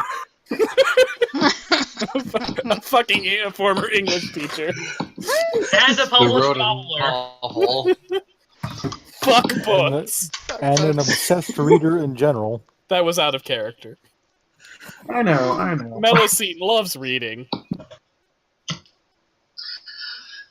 Okay, so now there is a couple. There may be a couple killer dolls running around with sharp implements. We got spookums! We noticed. All right, everybody, roll a perception check. Alright. Oh god. God. different. Holy than crap. Ruki is going to cast her one spell, her one Rachel spell, Daylight, which illuminates the whole room in daylight. That was very bad. Roll. Okay, this is my third nat 20 of the night, and they've almost all been fucking perception. I got one! I finally got a 20! Alrighty. So, everybody who got above a 15 or so, or a 10 or so, the room gets illuminated, like bright day. And 3 of the dolls, the ones that our friend Sally freed, are now plainly visible. Brawling Spider, you were looking at Ruki when she did the spell. Your eyes hurt. Ow. Oh, yeah, All sure. 4 of them. One of them has a smashing hammer. Thor? Yes, Chucky now has Mjolnir. Like, why not? Why? So, I want to say roll for initiative. Okay. Why not? Roll for initiative. Yeah, we're being attacked by dolls. That feels appropriate. That's better. And God damn it! Again? Fuck all ducks. Okay. Oh my god, what is this? I've net 1 for initiative on both fights. Alright. He's very perceptive, but not very ambitious. He's Damn, not fast. Ferris! Fucking hell. Ferris Damn. does not like spookums. Yes, he's just low key about it. Like, Doesn't like spookums. damn. Okay. Reminds So him we of got photographs. 3 21s. We have a 24, a 23, 2 21s, a 16, 3 21s, actually. 3 21s. Posted in there so I couldn't forget. Okay, so Chalur, you go first, and I'm going to say Tiki Gremlin Dolls is standing right in front of you. I cast Burning Hands. I ain't messing around. Okay. What kind of a save do I have to make? Let me see. It's a will save, right? Reflex. Reflex. Okay. Okay, That's let more me see I'm that. looking for. Reflex plus 3. So he got a 6. Okay, and I roll a d20 for that, right? Or It's your 10 plus your caster level plus your charisma. So you get it anyway because it got a 6. So how much damage are we doing with? let me see. Just making sure. I roll a d. So I get 4 out of a d4. 4 out of a d4? Okay. Nice. So that one is going. We'll make this one her. And where's my other d20? There it is. So one has been hit by fire and is now smoldering. I could do. Should alert, it's not like Spookums. All right. So the 321 people, who wants to go net first?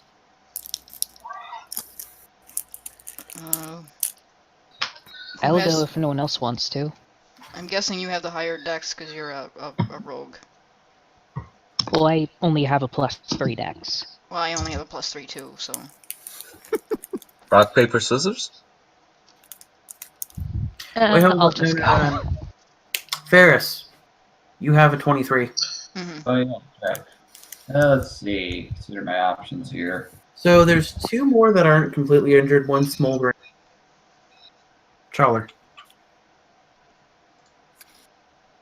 And I'd argue you're probably closer to Chawler. Probably. I was thinking I'd light incendiary arrows, which I'm carrying, but that would take a whole turn up to do that. Probably don't want these things to be able to run around at all, if I can help it.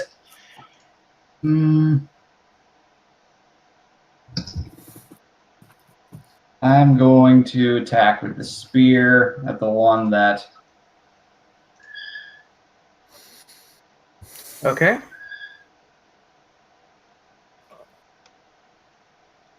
What's your roll? Modified 20. Okay, that beats the AC. And this is the one that Shoulder attacked? Yeah. Cool.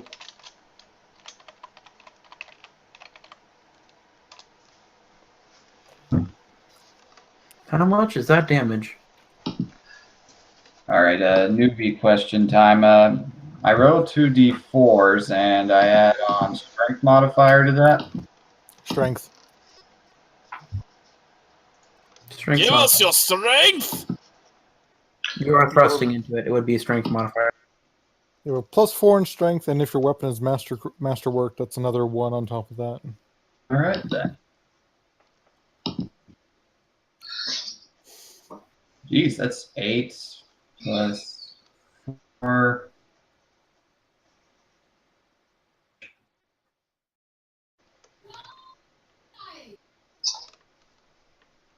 Ignore my roommate.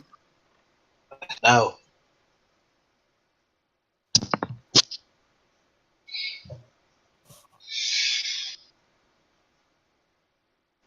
So how much is it? It was for. It's about $5. Yeah, I rolled. Got an 8. Plus strength modifier plus 1 for masterwork. Yep, that's 13 damage. Alrighty. It was 13 damage? Yep. Okay. Alright, one doll is now like missing an arm.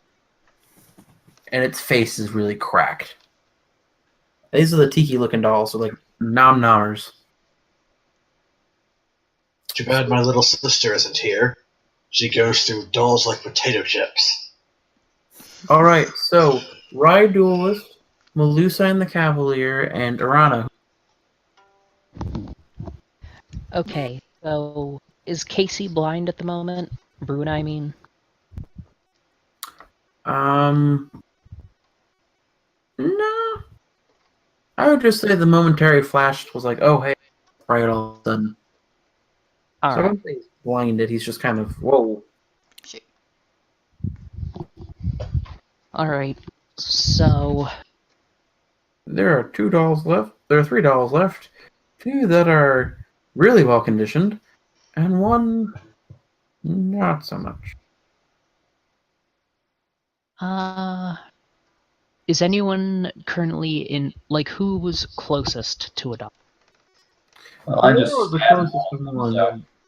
Schiller and Ferris have finished off one. Another one is really close. Gator Boy, and I'm going to say the Spider.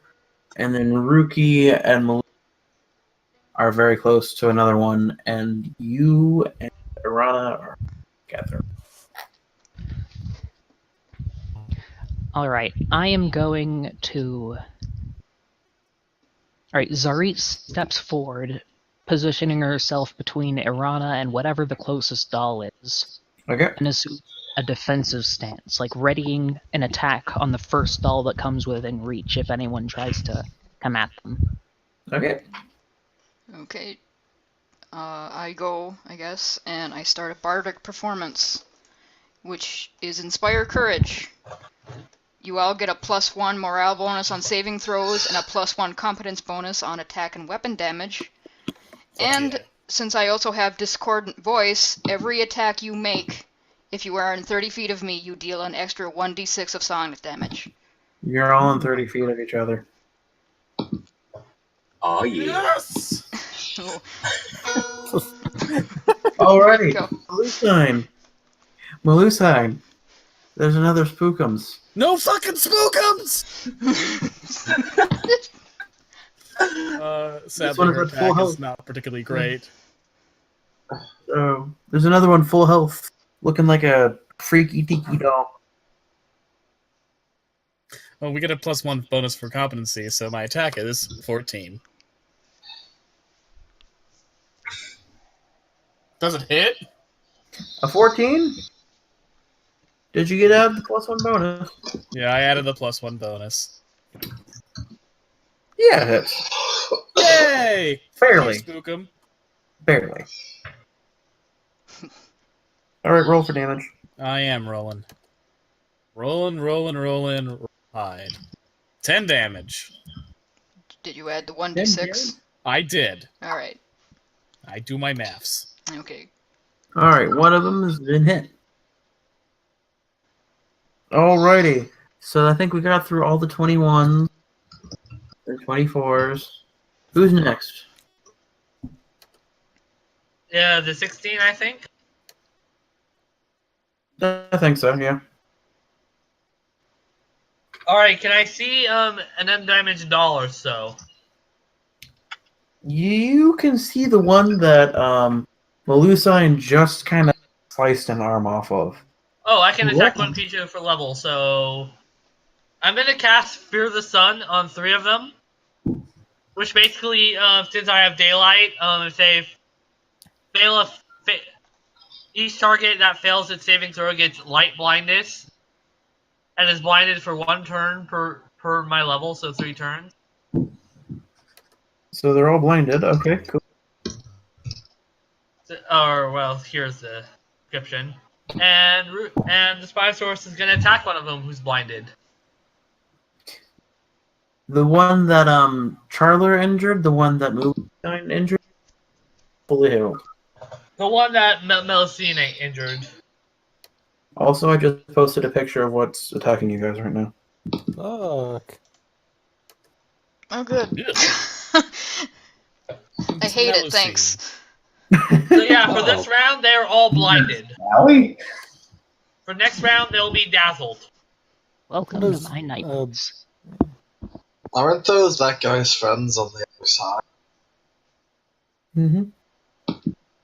All I can think Yeah. of these guys are from like the we do surfing movie, where they're like, "Oh, there's a mystery here," and oh my god, there's like the little mini robot tiki men.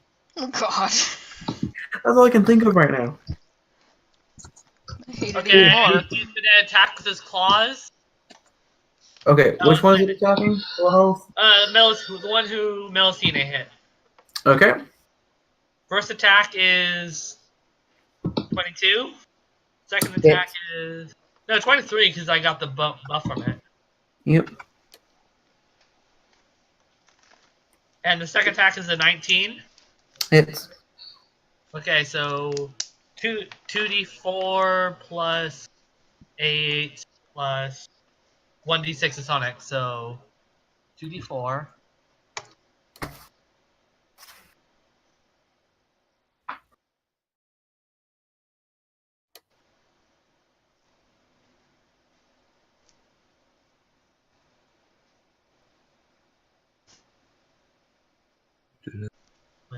Sonic. Welcome to my nightmare. 20 damage of as he just wrecks it with his claws. Yes. The Spinosaurus slashes out at the injured doll, shattering the soul focus inside it and turning it into a lifeless form.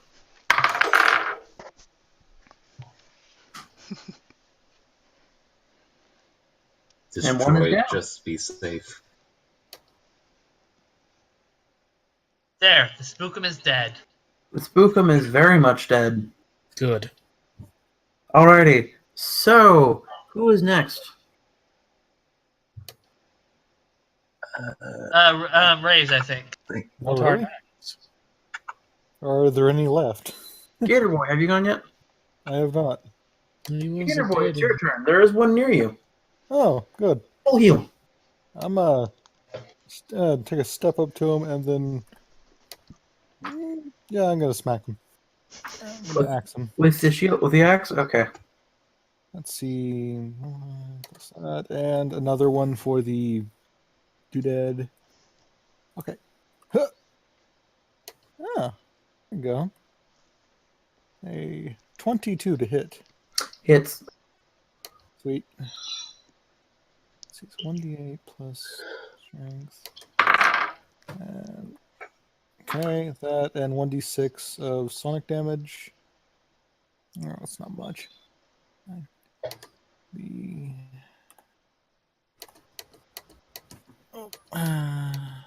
nine, 9 damage total. 9 damage total? Okay. Mm-hmm.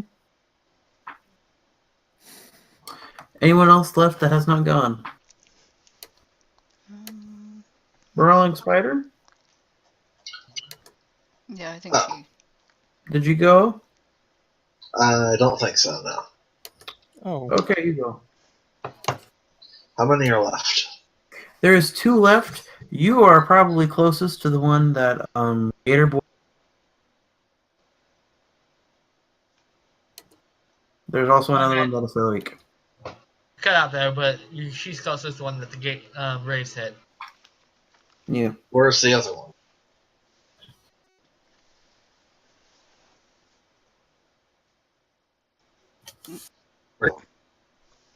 Where's the other one? Oh, one is in front of. One is in front of. I don't know. Hold on. There was one in front of me and Shady. The one in front of you and Shady is nearly dead, right? Yeah. I stabbed him in the face, yes. Mhm. Yes. And it was smoldering. Yes, the one that is smoldering is the nearly dead one. And then there's another one that has 10. Who's the more healed one that Gator Boy just attacked. Okay. I'm going to rush up to the one closest to me and deal out a flurry of blows attack. Okay.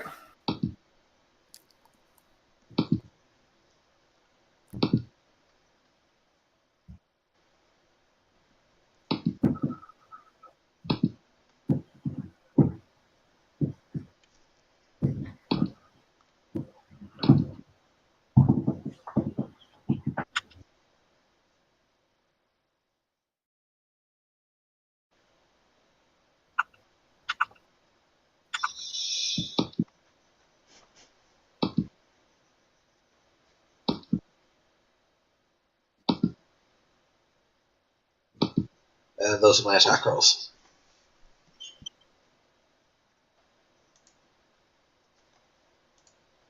What do they get? Oh, there's your attack rolls? The And 7. they're blinded, so they take a -2 to AC right now. Okay, so the middle one doesn't hit, but the first 2 do. The first and third one do. So roll twice for damage.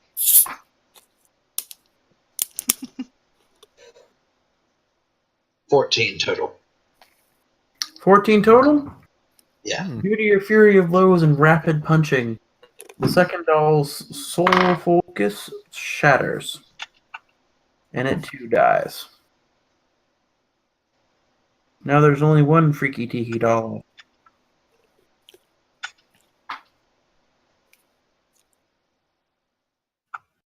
Kill it. Kill that spookum. Okay, so the last spookum will be going to the person who rolled, I think, 24, was it? Yo. 24, my bro. Let's rock. Who just dropped out? Sonic drop? I am here. Vagrant did. Yeah. Alright. So who rolled 24? It is your turn. Well, Vagrant rolled a nat 20, so. Alright, Vagrant. Yeah. Smash the last spookum. I'm standing right in front of it, so I'll do my best. Let's see. It's missing an arm. It's pitiful. Just end its misery. And it's blinded. And it's burning. That is, let's see. I rolled an 8. I don't remember what all I'd add to that. I think Dex on top of that, that's 3. So You're not, it is.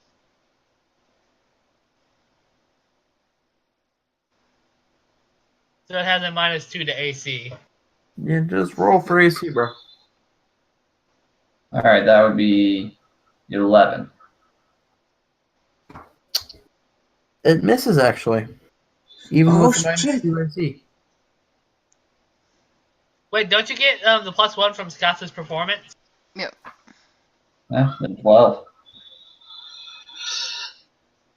Okay, that's went up. All right, then. I would ask you to roll for damage, but can you beat 2 damage? The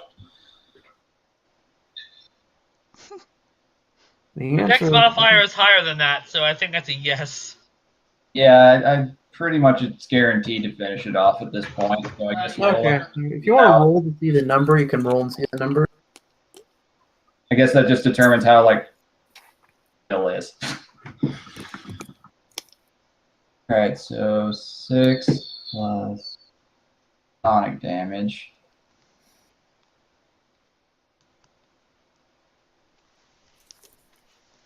Yeah, that's like you do the math here.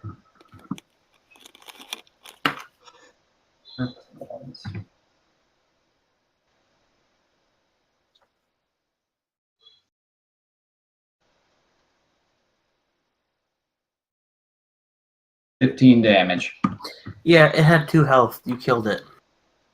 Yay! Crunch. If you want, I was like, if you really want to add the damage up, you can. I just wanted to see like how much of it You was take your left. spear straight Probably- up, and you just shove it through the doll, shattering it, including its soul bone.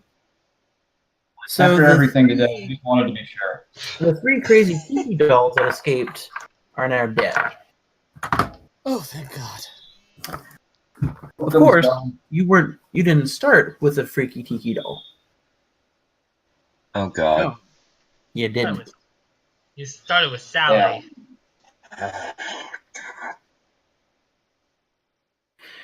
Okay, let's see, how many people do I have again? 3, 4, 5, 6, 7, 8. Alrighty, just enough for a D8 roll. Nice. 1, 2, 3, 4, 5. Gator Boy Chief, my friend. Shaft. From behind you, you hear the small pitter patter of feet, and you hear a voice, and it goes, "Okay. You hear the sound of disconnect. You can handle yourselves. That's good. It's good. I have a favor to ask."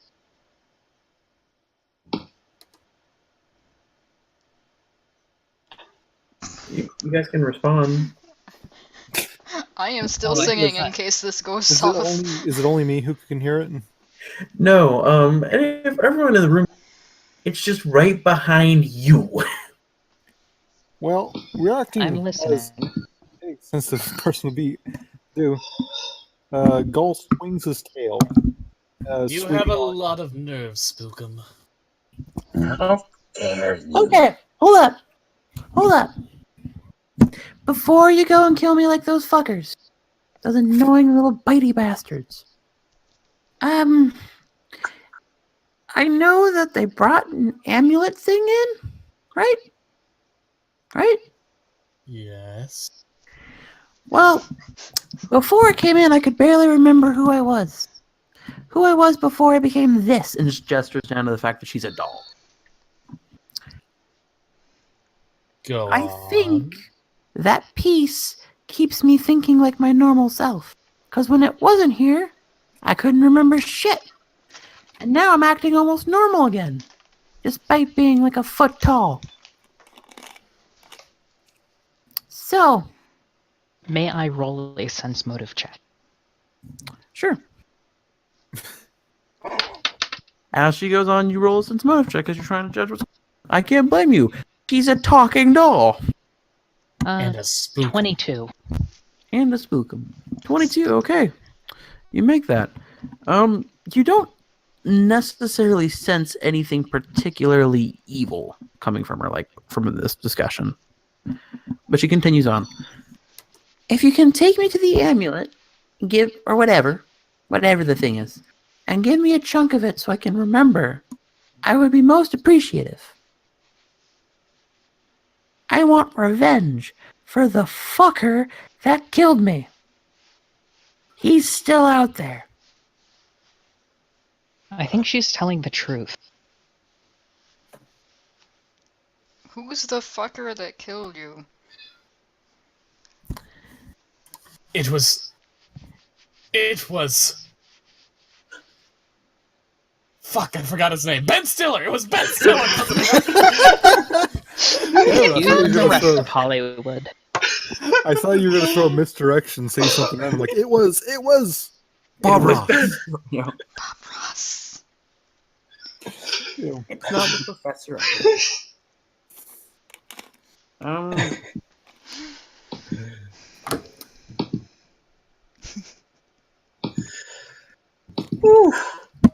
It was the slasher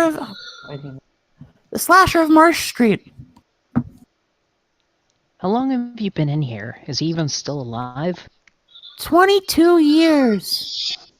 My God! 22 long, That would make him goddamn years. 87 Fun fact. When you die and they put your soul in something, you still get older.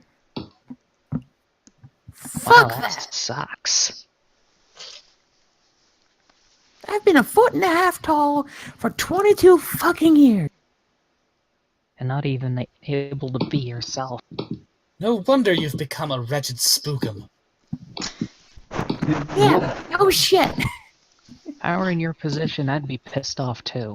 Ladies and gents, I say we help her. Agreed. So all I'm asking, you take me with you, I take a shard of it so I can remember, I kill that son of a bitch, and we're done. It's just Good? And we're good. Well, Smash me after that. Zarid extends her sword paw to shake the doll's hand. Sally reaches out and shakes her hand back. In agreement. Nice. I'd love to Congratulations. help a spookum.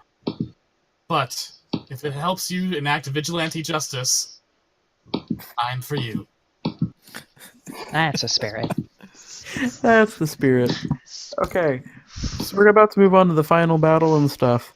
Does anybody need to take a pee break? It is now like 8:09 my time. Nah, I'm good. I'm good. I can keep going. I did last internet crash. I have food waiting for me, but I can probably do it. Okay, just offering that up because, you know, it's the final battle. So you move Yeah, I'll on. eat first. So now you move on from the totaled Macabre murder. And I mean, like, it's totaled. The only thing that didn't get out was the stupid ankle biter thing. Good. So, anywho, you all move on out, and you see in big letters, it looks like an area that's constantly changing. It's a blank slate most of the time, but it's like the amulet of Genos. And then, like, there's a dimly lit tunnel that shines brightly down onto the amulet itself in the center of a room, but it's farther in. They misspelled the name. It's the Amulet of Jimbo. Right? That's what the Stone Man said, right? That's what I heard. Jinmo, right. Why did I say Genos? Yeah, Jimbo. You know what? It is It says Genos because it was supposed to say Jimbo, but Greg's an asshole. Fucking Greg. True. Yes, well, Greg, to misdirect. God damn With it, every Greg. new thing I learn about this Greg, I hate him more. You must be purified. Okay, so as you all move closer, probably towards the amulet, which you've been hunting for, and encountering all sorts of weird-ass monsters in a place that they shouldn't be, Yeah. you see a shape beneath the amulet as it's hovering oddly in midair. Perception check, somebody. Doesn't have to be everybody, just somebody. I'll roll. I'll go ahead and do it. I'll roll 2, because why not? Oh, never mind. Perception's been the only fucking thing I've been doing good. Whoa! Whoa! Malusine! I got a What's 19 that? and I got a 19 and I have a 9 in perception. What Damn. the hell? There's some snake bonuses that come with perception. Sweet. Okay, So, yeah. None of you got, like, below a 19. Like, damn. We're a perceptive bunch. Listen, Mhm. after You look the in- encounter with Spookums, I am on alert. Yes. We'll look in and you see that the prone body down there is in fact an elf. And he looks very much dead. Okay, good. I take out my sword. Time to end this! He looks like a Greg. Wait, Greg? We have to cut the body into pieces, shove garlic in his mouth, and then bury him with a stake in his heart. I Is that think how that's you for kill elves? vampires. Yeah! I've heard of this custom. That's I thought that was vampires. yeah. I thought those were vampires. Those are the same thing.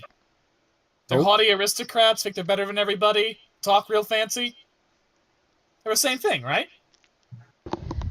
I heard that with God. elves, you're supposed to shove a silver hand grenade up their ass, too. So I Close gotta enough. say, elves are only metaphorical bloodsuckers. Well, I And mean, elves don't go out because I'm they gonna have to correct- choose not to. I'm gonna have to correct a lot of my nation's folk tales then. if you cut off its head, put garlic in there, it's probably not coming back anyway. They'll bet they're Not until the moonlight hits it. You see, the fun part about cutting off something's head, staking it, and shoving it full is that no matter what it is, that will still kill it. perfect solution. Yeah, pretty Alrighty. much. Okay, so who goes in first? I can go in first. I'll You're follow. going in first? What's your AC? 25. I'm 26, so I'll follow right behind him. Fucking hell, I'm rolling like shit. There we Oh, go. that peel, bro. Oh, that peel. How do y'all have such high ACs already? Aren't we only like level Viking. Viking gives a ridiculous amount of bonuses to your shield AC. I'm a cavalier, so And I just rolled I really get lots of monies that. and armor proficiency. Yep. Krim All rolled right. a stupid amount of dex. Yeah, you did. way more than I Your needed. attacker, Gator Boy Chef, because I'm assuming that's you who said they go in first. Yep. Your attacker does hit you. Oh, Surprise attack. luck. And then let's see.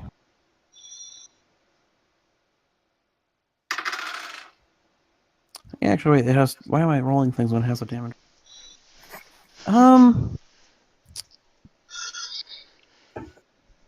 Yeah, let's gonna roll that again. See if I can do it again. Okay, so you take 10 damage as a long sword comes swinging down on you, but you are able to dodge the short sword. Ouch. That hurt. I mean, I got plenty of health left, but that still hurts. Yeah. Everyone turns to see a terracotta warrior, a soldier, standing there armed and ready. Oh. In the ancient temple where they found him, there were guardians. Yokai. Stand back, And sir! then, This from elf three more is places- desecrating your tomb. from 3 more places in the tomb, in the exhibit, 3 more stand, ready to attack. Oh, there's a whole bunch of you. Listen, we've got this elf taken care of, so you can just stand by. We will keep him from desecrating your tomb. Toot sweet. They don't answer you. They know why you're there. Yeah, to kill the elf. Kill him dead. No. They know you're here for the amulet. Is that what we're here for? Oh yeah, shit, yeah, that fragment. Oh yeah. Oh. Fragment of the element. You know, the thing that's been resurrecting? Almost Yeah, we gotta forgot, eat it or right? something. Most of us have forgotten that by now, and we just wanted to kill the asshole elf. Mm-hmm. What's the motivation? It's kind of disappointing when he won't be conscious for when I slash his legs off. I was Oh, really looking he's- forward to that. He's dead. Okay. He'd have like a high-pitched scream and maybe say something about granola, and I'd be like, I eat meat! He'd scream some more. Rana looks at her, still a little concerned. What I would do. Concern's one way to put it. All right, roll for initiative. Zarit, before combat starts, Zarit is going to stride forward with this air of command and declare, as the new king of this land, or queen or whatever, as the new ruler of this land, I hereby demand that you stand down and hand over your artifacts to me. Oh, thank God it's on that one. I hold. So I'm just writing things down. Oh, it's a 4. Wait. 4 plus 13 because I have a ridiculous bluff check, so 17. Okay. You'll have to give me a second. I'm just writing down everyone.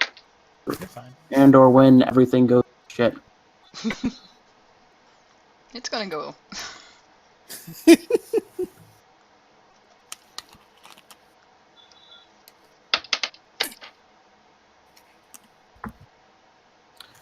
Okay, so 17. Rye, you're the one trying to do that? Yeah?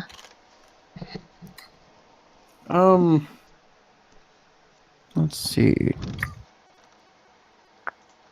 I mean, Do my they bluff... even speak her language? They don't have a language. The traits of rulership are universal. They don't need to understand what I'm saying to know that I'm in charge. You D20. aren't, though. Yes. Tell them He's that. bullshitting. He's bullshitting. That's half the fun. Yeah. That's what Yeah, you no. do. One thing doesn't work, then you bullshit. So 17.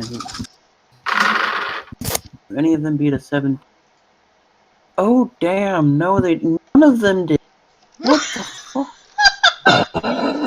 Wait, hold up. They have added bonuses. Oh, okay, damn. That was funny.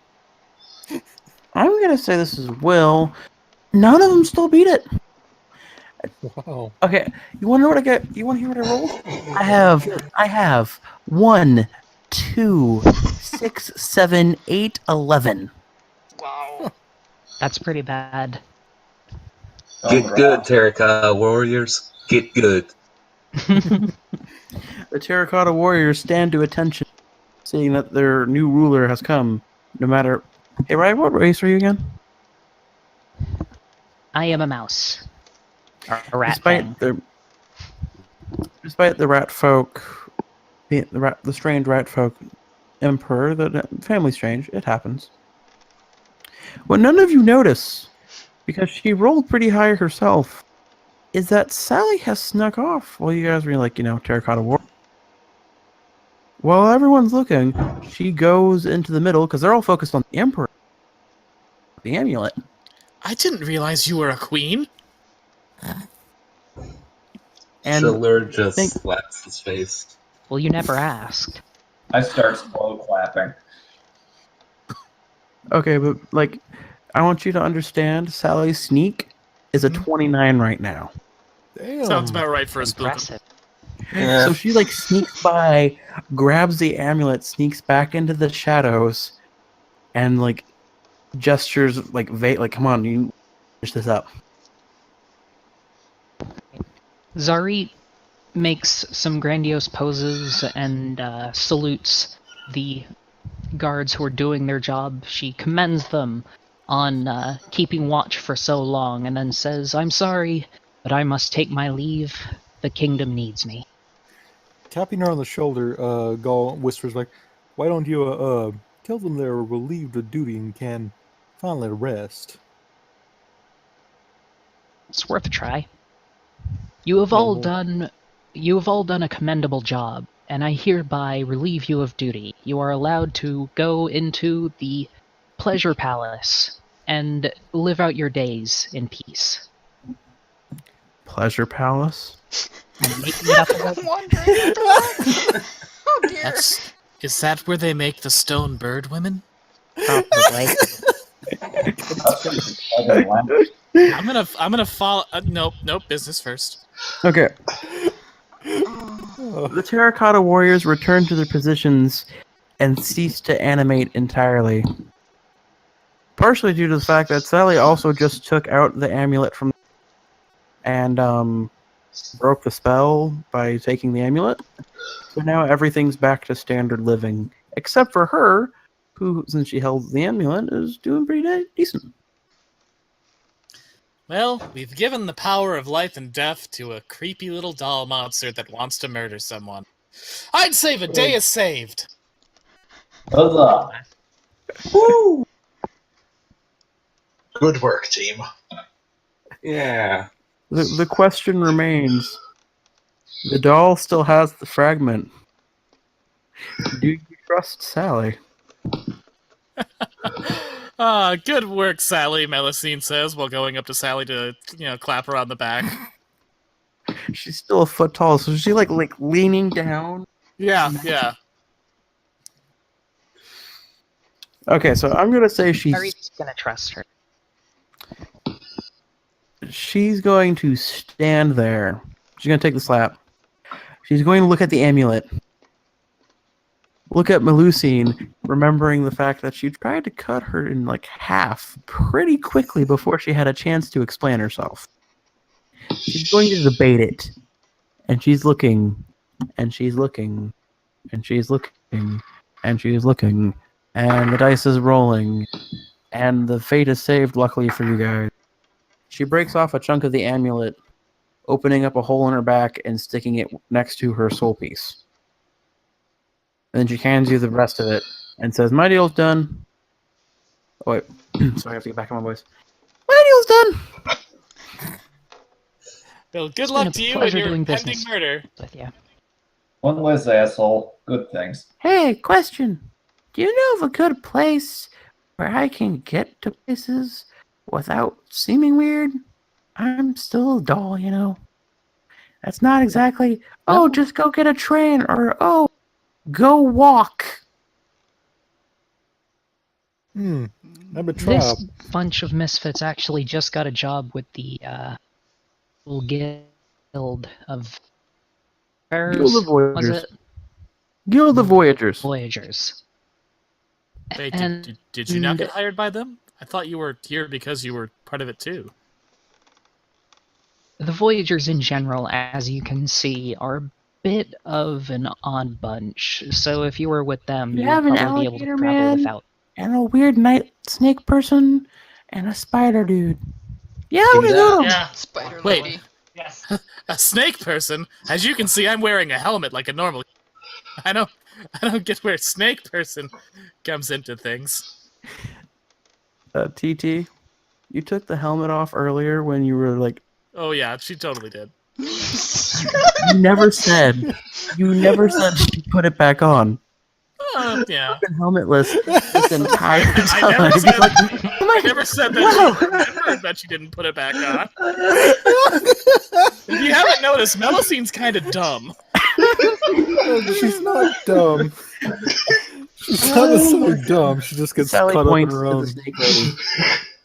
Sally points to the snake like, "You're funny. Consider comedy," and just leaves on that note. Her wisdom and intelligence modifiers are 0 and 1, respectively. Wow! How the hell did you... Very high charisma, though. Yes. That sounds about right. She's charming but stupid. Might as Anime protagonist. suppose we So now you have the amulet. The chunk of the amulet of Gymno. What do you do with it? Check in with You the go back curator. down to the professor, make sure he's not, dead? I mean, Yeah. that would be the sensible thing to do. But first, we're supposed to Okay. eat this, right? Eating No, what? no. Elf. I'm pretty No. sure he said something about eating it. Eating No. what? We ain't gonna eat that. Okay. Well, What I'm are you gonna trying drag to the eat? corpse. Someone else can get the amulet, and she chucks it to one of you. Oh, He okay. does it.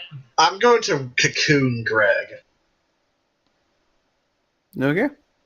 Zarita's going to leave them to their business and take the amulet down to see the professor. I said I was gonna catch it, but okay. You can come if you want. Gaul will go with. I will as well. I'm So- leaving. I carry, assuming I most carry of the you- cocooned Greg carcass over my shoulder. Okay, so you all Christ. start leaving together. You all leave together pretty much. Take long to process the body. Most of you are stupidly strong anyway. And as you go down the main entry, as you go down the big staircase that's next to the exhibit, where the skeleton dinosaurs are running, you see him. He's standing there, inanimate once more. Godspeed, Lord Thrundle. Zuri's Uh, going to give Sergeant Trundle. Melusine a pat on the back. Sergeant Trundle, rest in peace. Melusine goes to Sergeant Trundle, strokes his skull one time, and says, "Sleep well, old friend. Zuri's May gonna flights give- of stone bird women sing thee to thy rest." Zuri's gonna give Melusine a pat on the back as she goes by. Just I gonna be leave okay. I leave a potted plant at Sergeant Trundle at the base of his plaque in offering. Okay. Wait, who has the amulet? Either me I or said I did. Rookie. Rookie, do you go up to the dinosaur skeleton? Do She's you go up? debating it since, well, Do you should- go up to the dinosaur should skeleton? I? It's a yes or no question. Sure, why not? As you get closer with the amulet, you notice the skeleton's twitches a little and becomes a little more active.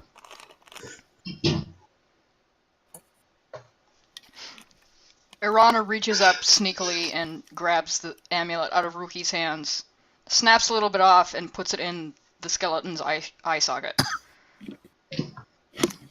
I guess Sergeant Trundle lives to see another day. Sergeant Trundle! And at this point, the professor comes up to meet you, and is like, "Did you break the amulet? It's already Put it broken, in the man. dinosaur, and it's alive again?" Yes, that is exactly what we did. Doing the Sergeant God's Trundle! work. Sergeant Trundle saved Geppetto, and now the Blue Fairy has made him a real boy! Did you just call me a blue fairy?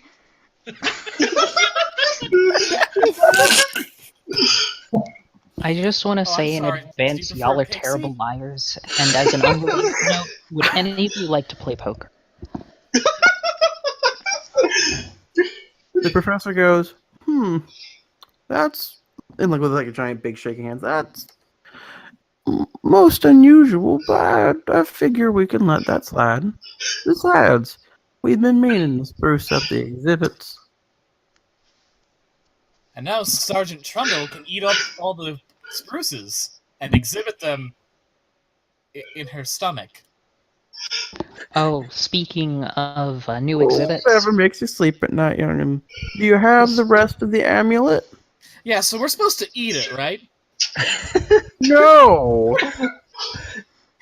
I just want to chime in real quick and say, speaking of new exhibits, be careful when you go out into the garden. There is a shambling mound there.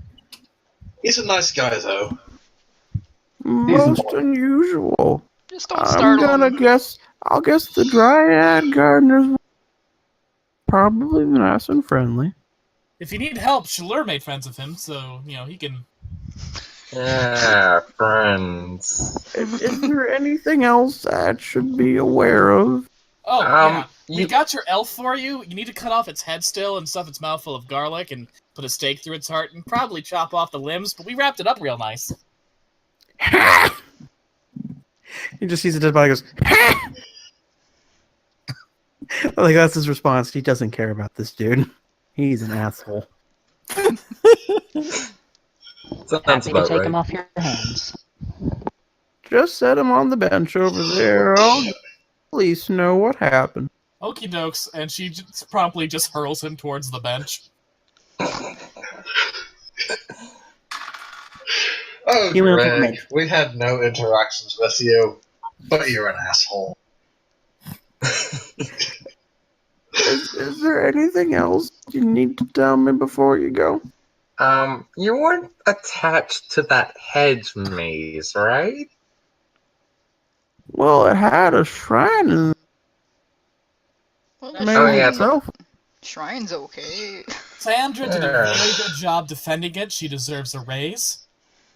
Also, I'm not sure how this happened, but it got a little bit on fire. Yeah, no clue how that happened. A friend here Probably. named the angel statue. Don't know why. Are Her name you is Sandra. telling me the guardian statue came to life?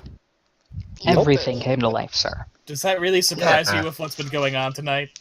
Is that really the one that's like, wow, how'd that happen? But I mean, that one was. If that one came to life, that was the end time back in the days.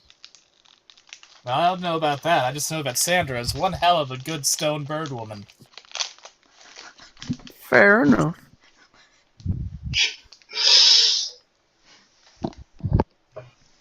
Alrighty then. I'll let you go back to your place and have your party thing.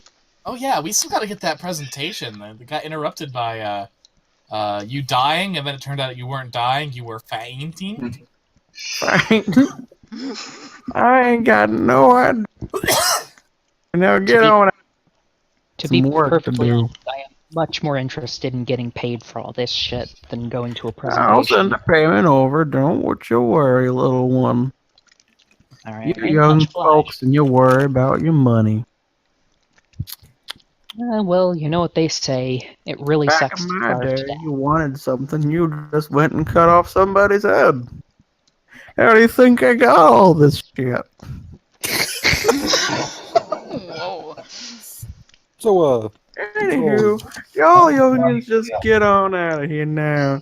Y'all have a good day. The Goliath that runs the Natural History Museum is Conan the Barbarian. Fucking new. so he just killed a bunch of people and took a bunch of artifacts and said, I own a museum now. Pretty much. Seems about right. So like the real people who founded museums? Pretty much. Yep. Alrighty. So y'all make your way back to the guild hall, for lack of a better name yet. Give me a little come up with one for next week. At the guild hall, you find Orisa the Orion, who's standing there, chilling, talking with the human butler and a 1-foot-tall doll. And she looks at you guys, and she just shakes her head, and she just walks away. She's not ready to deal with this shit. Well, I mean, she wasn't Can't ready to honestly say I blame her. Yeah. Not a lot to deal with. Because the doll caught her up to speed, and she's just, what the fuck? It's okay. We saved Sergeant Trundle. And really, that was the most saying. The butler approaches you. Alright, wait a minute. Okay, so the butler approaches you, and he goes, I have heard that you were dealing with the Amulet of Gymno. The Amulet of Jimbo, actually. Of course. If you want to know more, there is someone who owns 3 shards alone. His name is Maximilian Drevel. You may recognize him as one of the richest people in all of the Empire. So, you know, Yes, I definitely recognize Rich Man. Nope. He might be the overarching bad guy. I'm messing with you guys. Given Zarit's background, she You might definitely want to try recognizes and the get name. into contact with him over it. It could be very lucrative in your favor. And then he walks off because he's a butler and he does butler things. Is session over now? Session is 4 hours later, over. Oh yeah. Yay! We Good did job, it, I'm making everyone. food now. Da-na-na-na. Yeah. Food time. Let's take one little thing. Gaul would like to throw a celebratory feast and just cook things because he hasn't cooked for anybody in a while. Fair enough. Melocene would be all over that. Okay, was this is saying. like, this Guildhall is- is I your ain't gonna complain. Guildhall is a kitchen, a base of operations, and a place to sleep for all y'all. Okay, it's just celebratory feast. Let's go. Yeah, one thing you will quickly find about this group: we're all foodies. Yeah. Most of you are. I'm not really much of a Melusine, foodie like her myself. player, loves meat and sweet things. I I have mean, an iron stomach. I'll eat anything. same. But no. So thank you guys for playing. It was Yeah, fun. thank you for throwing it. Yeah, I had fun. It was fun. The hell is this? very fun. It's kitties. Oh, I was hearing that you were running a whole bunch. You're running your game for an incredibly long time too. I Yeah, run it's- Pathfinder games. Why don't I run a game so that the people who run the game, the dude who runs the games, can get a chance to play? Yeah, it's been And fucking then it is- ages since I've played a player character, so I'm actually really excited for this. It showed. Yeah. I think we're So- kind of letting you run away with it, but it's been a blast. I'm sorry. No, Oh, it's fine. Don't Totally don't okay. apologize. Okay. I'm glad that as a player, Will is just as zany as us. Oh my god, you have no... Melusine's right now one of my favorite characters. They're all good. Like, you all She have is great amazing. characters, but man. Like, we gotta build our character dynamic, but I'm really excited for this party. Yeah. We've got a good You mix guys are of very... weirdos. As I a GM who's used to running really big, long games, I'm really used to the fact of like players who aren't so great at playing games or players who don't sync very well together. So the fact that all of you guys are just like, fuck it, why not? We're chill. We want to do this together. We can do this. That's awesome. And it's just, you guys, you made what was a 4-hour game feel like 2. Because things could have dragged on. You were all like, nope, we're going to make it even better. To give some more insight on things in the game and lore, Maximilian Drebel is a very big capitalistic corporate man who has money in his hands and everything, who seeks true ultimate power. Let's go. But you don't know that as Pegasus? characters. You just know he's a rich son of a bitch. It says here, and I'm like, Maximilian Pegasus? Oh. I'll probably change the last name a bit because it's kind of eh. I was No, pretty, it's fine. I was pretty close to making a dual monsters joke. Given her background in like organized crime, I'm relatively certain Zari would recognize that name. Yeah, she would have recognized that name. Also, I like that no one knows what gender she is. I mean, to be fair, I'm like 90% sure no one knows whose genders are what, because that was never something discussed. It was just, we're all here anyway. I And know. it's like because we have the knight in shining armor, body, can't tell. Ruki's probably the easiest one. The rat folk probably won't have any easily things. One's a gator, one's a hyena. The halfling's probably the easy one, and a kobold and a spider person. That is, of course, depending on the rest of us also being able to pick up on human tertiary sex characteristics. And to be fair, the quote-unquote spider person does have the upper body of a human and a well-fleshed-out human at that. The lumpy ones okay. are female. Essentially, yes. All of them. But it was really fun, guys. Thank you. I enjoyed Thank it. you. I enjoyed Yeah. it. It was great. Now I Alright. have to go and spend like a week to build up next week's stuff, and I have no idea what. You know what? No, next week's little snippet. We're going to be dealing with a love story from one deep beneath the sea, the other from the heavens above. Two hearts never meant to intertwine, but fall in love. Oh, The And love we're story gonna of get them Ringwraith laid. Coyote. And we're gonna get them laid. Oh my goodness. I'm gonna take this moment to say I'ma do the dishes. Y'all have fun. all right. Yeah, I'm Have going to fun. get some food. I won't be late next time. Okay, You weren't really that late. you were like a half an hour at most. Yeah. We all just started really early because it was like 2 o'clock and I'm planning for. You know what? Fuck it. I'm bored. I want to make sure my microphone works. I'm glad my one-off Ben Stiller joke picked up so much momentum. Well, like, I knew with Melusine, I wanted to have it where she's constantly making theories that have no grounding in reality about what's going on. And as soon as you gave me Ben Stiller, it's like, yep, that's who she's blaming it all on. Some person named Ben Stiller. We never did find Ben Stiller. Was Well, he that's actually in called there? a foreshadowing hook to a later session. Yes. One of Melusine's biggest character flaw is arrogance, and one of the ways it manifests is that if she doesn't know what's going on, she just makes something up in her head as an explanation, and then feels that's probably what's going on, and just acts on that. Oh. She's good at bat deductions. Yeah. Fair enough. I But just no, want to so- make a note Oh, that go ahead. that Irana is just looking at her in disbelief every time this happens, but she's not gonna call her on it.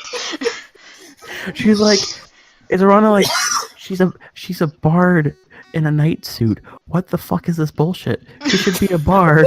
Why is she in a night suit? How is she so good at bullshit? That's my job. Meanwhile, Shriller's just trying to keep from falling over laughing each time. It's like, motherfucker. Bruna admires her energy. It's like Gall's just taking his gun and go, yep, this is real now.